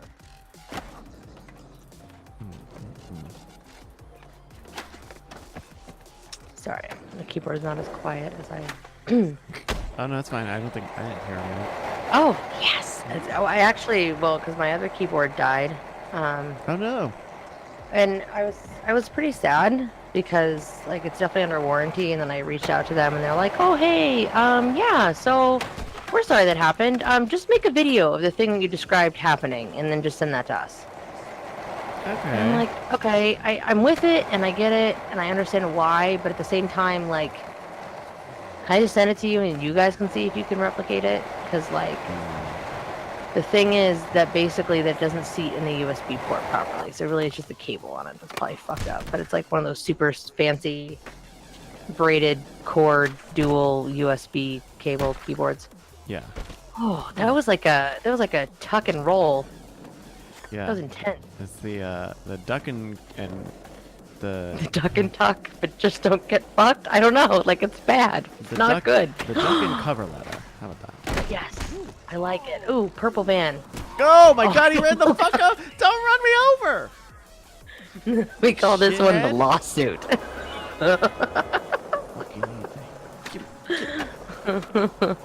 Have you been in an accident? I want to. That's what I want. I want a button to turn this game into road rage, where like I hit a button and I just get a baseball bat and I just get to go to town. It's exclusive DLC.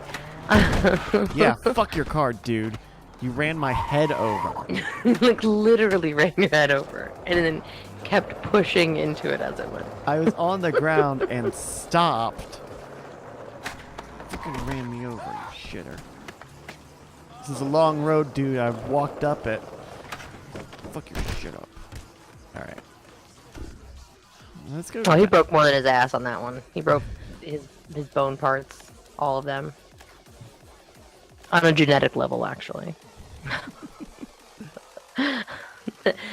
His cells can't even divide or reproduce at this point. They're also destroyed. Oh, I feel like I jeez. got like 10 more minutes in me. That's good. That's a good. I'm about there. I've turned into Silly Pants McGillicuddy. We're good. Let's see. But we should do this again. We should continue yeah. to find random humans to sit here and watch you play a ridiculous game. So like, but like, yes, I like. That's a very weird concept. Though I don't even think it's a weird concept. Like you look at a bunch, like you look at Let's Play stuff Is that on. is that my roommate's dog? I can hear it in my headphones, but I can't hear it because I have noise canceling. Yeah. Hennessy, calm down. Hennessy. Yeah, my roommate's dog is named Hennessy. He's like a 7-year-old chocolate lab mixed with maybe a pit bull, maybe a hound. I don't know, other things. Mutt. Yeah. He's a very sweet dog, but he very much likes the world to know that things are happening. Oh, don't spawn me there. Tell me Oh not to spawn god, me you're just there. like laid out, just like this is called the spa. The spa Well, time. I love like this is clearly not a very deep pool. Like I don't. But need he to try would to die in float. it. But it You know what would, they say? yeah. You only need 4 inches to drown. This guy is very much proof as to why. You just did a full headstand.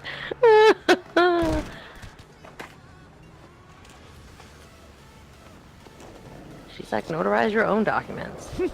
I got a meeting I gotta get to. I gotta go. I gotta get some coffee and walk around the city. In the same loop.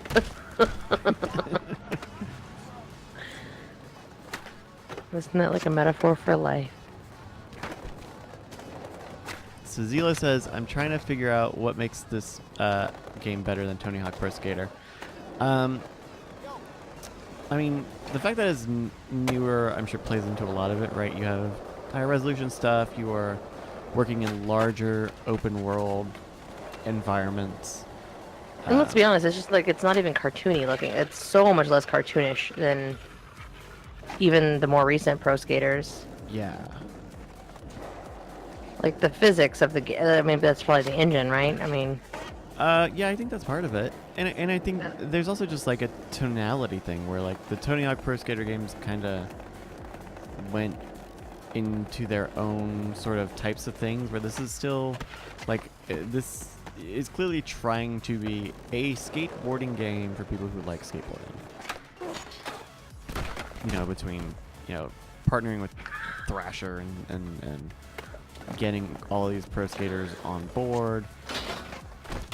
And also just not having like a really fucking garbage game like Tony Hawk. Jesus. Holy crap.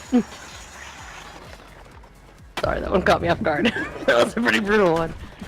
Speaking of brutal, so I did do the first episode of season 2 of The Walking Dead yesterday. Oh, yeah? And I wasn't sure, and I streamed it, and I was not sure that I was going to make it through the part where she has to stitch up her own fucking arm. Ooh. Okay, so I have not played season 2.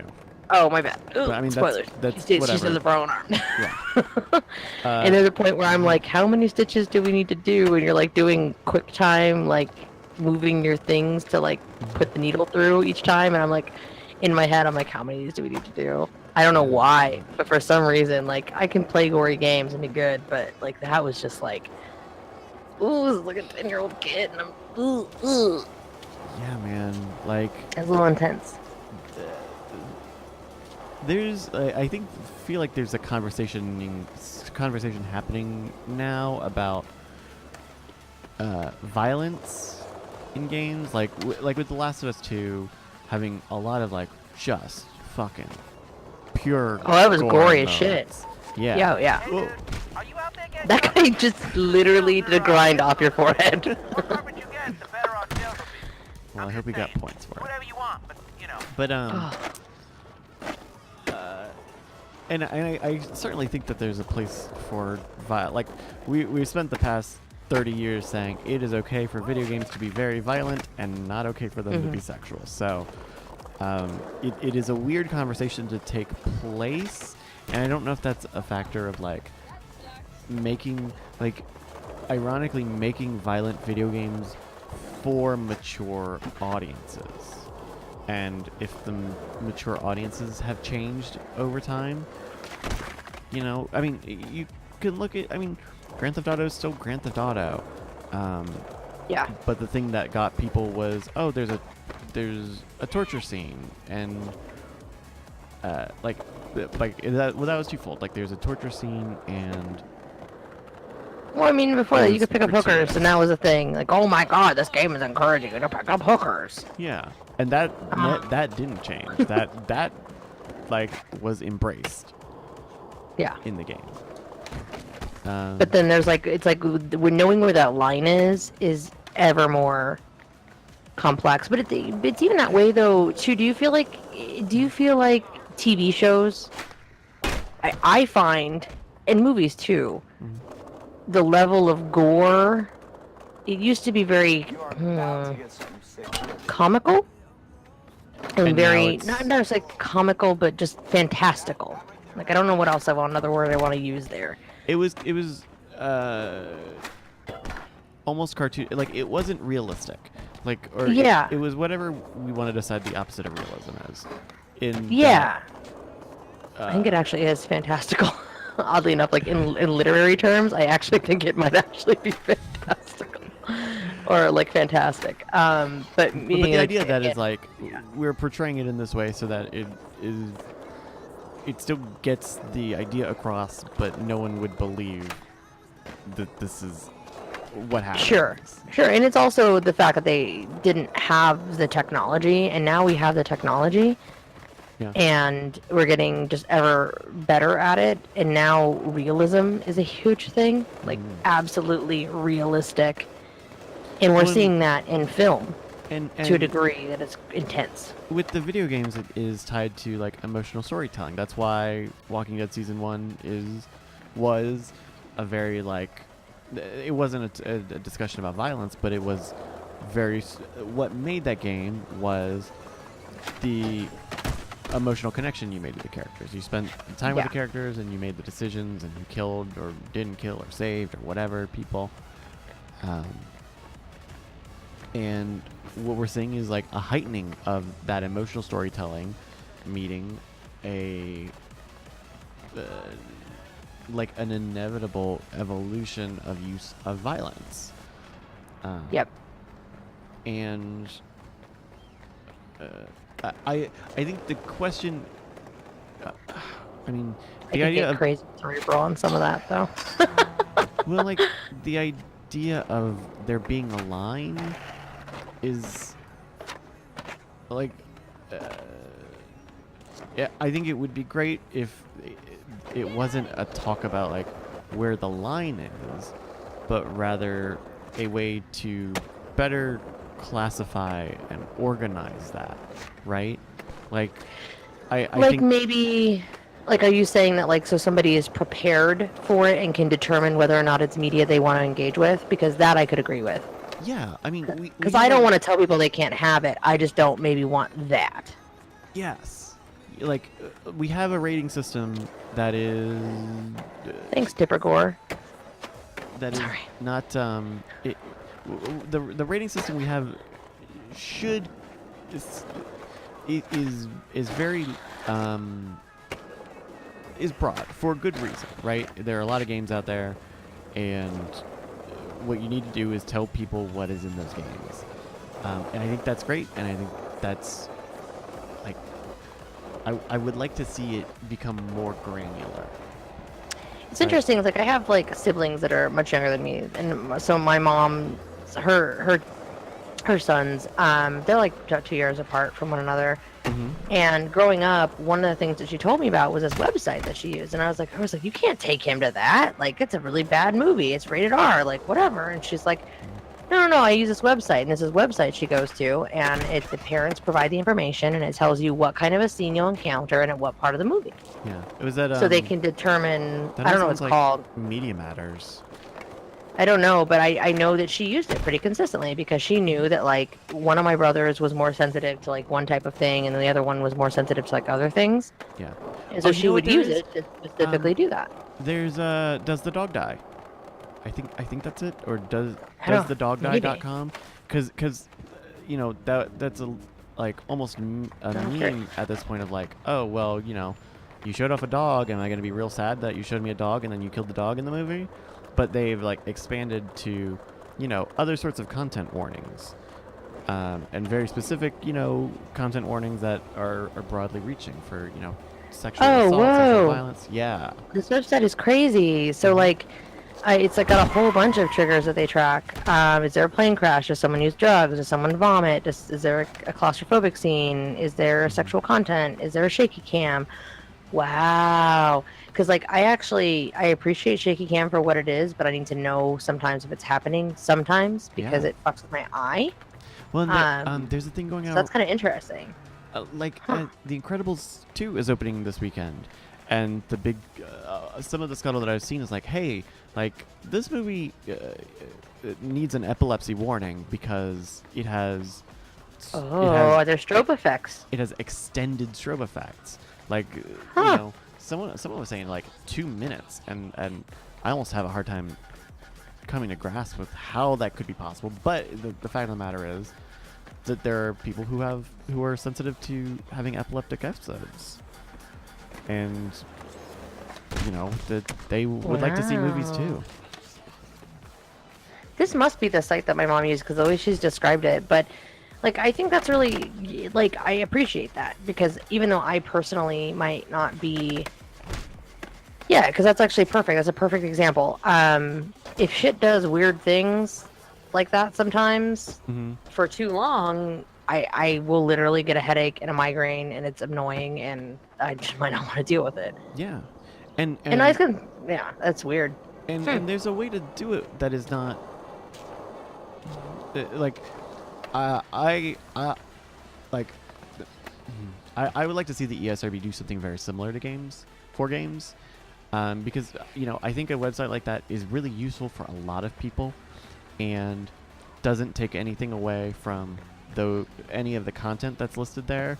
And most people don't know about it and are still able to enjoy things because they don't have, they don't need general content warnings, Yeah, and but it even could be like you could even simplify those categories like a bit, because like they do sometimes tell you like what's in it, like especially on shows, right? You're like, oh, for nudity or violence, or it could be as simple as, is there violence against animals? Is there violence against people? Is there like drug use? Is there hard-hitting crap? Like, it's funny because like, does the dog die? It's funny that that's the name of the website, because the other thing in the episode that tripped me out is there's a moment where you have an opportunity to kill a dog that just attacked you. Right. And it was like, ugh, I don't know how I felt do I about really that. want to just kill a dog right now? Yeah. Yeah, like this is intense. Like And that was something that made yeah. me squeamish in Red Dead Oh. in Red Dead, whatever, the last Red Dead. Red Dead Redemption? Redemption, that's it. They're like, Yeah. I hate getting animals. This entire thing fucking Yeah. sucks. You mean you mean Grand Theft Auto on horses? Yeah. That's what that game is called. And it's like, I get it, that's part of your crafting thing, but also I just don't want to, I am just reacting poor. I don't like doing this. You've done it, you've made it very squeamish, and so now I don't like this game and don't want to play it. Yeah. And And there's some things where you just don't need it. sure. Like one of the things I kind of appreciate about Conan is like you can be hella nude. You can be all the naked you want. But then if there's somebody who wants to play it who doesn't want to be all naked, they can choose like, hey, I actually don't want to see naked people, and then like they get like a loincloth or whatever, which is fine. Yeah, and But then I can walk around and all of my penis the penis physics in that game are intense, by the way. I've seen some of that game. Yeah. I may have been a little bit bold in my endowment choice. Oh really? Yeah, I decided to play boy, and You were really towing your nan. we had that endowment slider, and I gave it a strong, let's go all the way. Zila says that game goes whole hog. Yeah, that would be fair. The swimming in particular is probably my favorite. Oh god. Yeah. Oh yeah. Oh yeah. But see, it's something like that where like I'm totally fine with that and I'm comfortable with it. But then like again, I'm playing with somebody else who's not as comfortable with that, so they have it set to only partial nudity and they get to see the loincloths on everybody. Yeah. Or Which kids. is fine. Or also kids. Kids like to play mature rated games, but Yeah. Totally. We've decided that violence and genitals are different criteria, and having options or at least information can be helpful to making decisions for that sort of stuff. Yeah, because that was one thing, like my mom, like with one of my brothers, I can't remember which one it was now, but like she was like, oh, whatever, they make out, whatever. And I was like, okay, so sexual content. She's like, oh yeah, with him, he didn't care. That's fine. I'm like, oh, okay. Because everyone, has But they know, different but she types of knows her maturity. kids. Right. Like, just like you probably know yourself, and you know what tends to make you squeamish. Yeah, man, that was I've not been caught off guard by something that literally just made me squeamish in a long time. Oh, really? Until that yesterday. Yeah, and that's what caught me off guard about it, was that I normally don't get squeamish. I might get like a little bit like, ooh, but that one was like, I don't know. I did not handle it well. Maybe it's because she's a little girl. I don't know. But the other thing it made me think of was The Walking Dead, the episode where somebody very important died. Okay, it's been a couple years. I think spoilers, people. Season 1. When somebody important died, a couple important people died, and it was done in a very violent head bashing kind of way. Yeah. And it was very, very graphic and very, very violent. And I know there were a lot of people that were like, "Cool, I'm done with this. I'm done with the show now. Like, forget it." And it was like, things get murdered every episode. But it was different. Human element, right? Yeah. Yep. Yeah, and it was different, and I didn't. Whip ad. Are you MW? Sorry. But that's no, I'm with you, and like that's the thing that caught me off guard, is that it didn't phase me at all. Like, was I kind of like, ooh, yeah, totally, but yet not phased.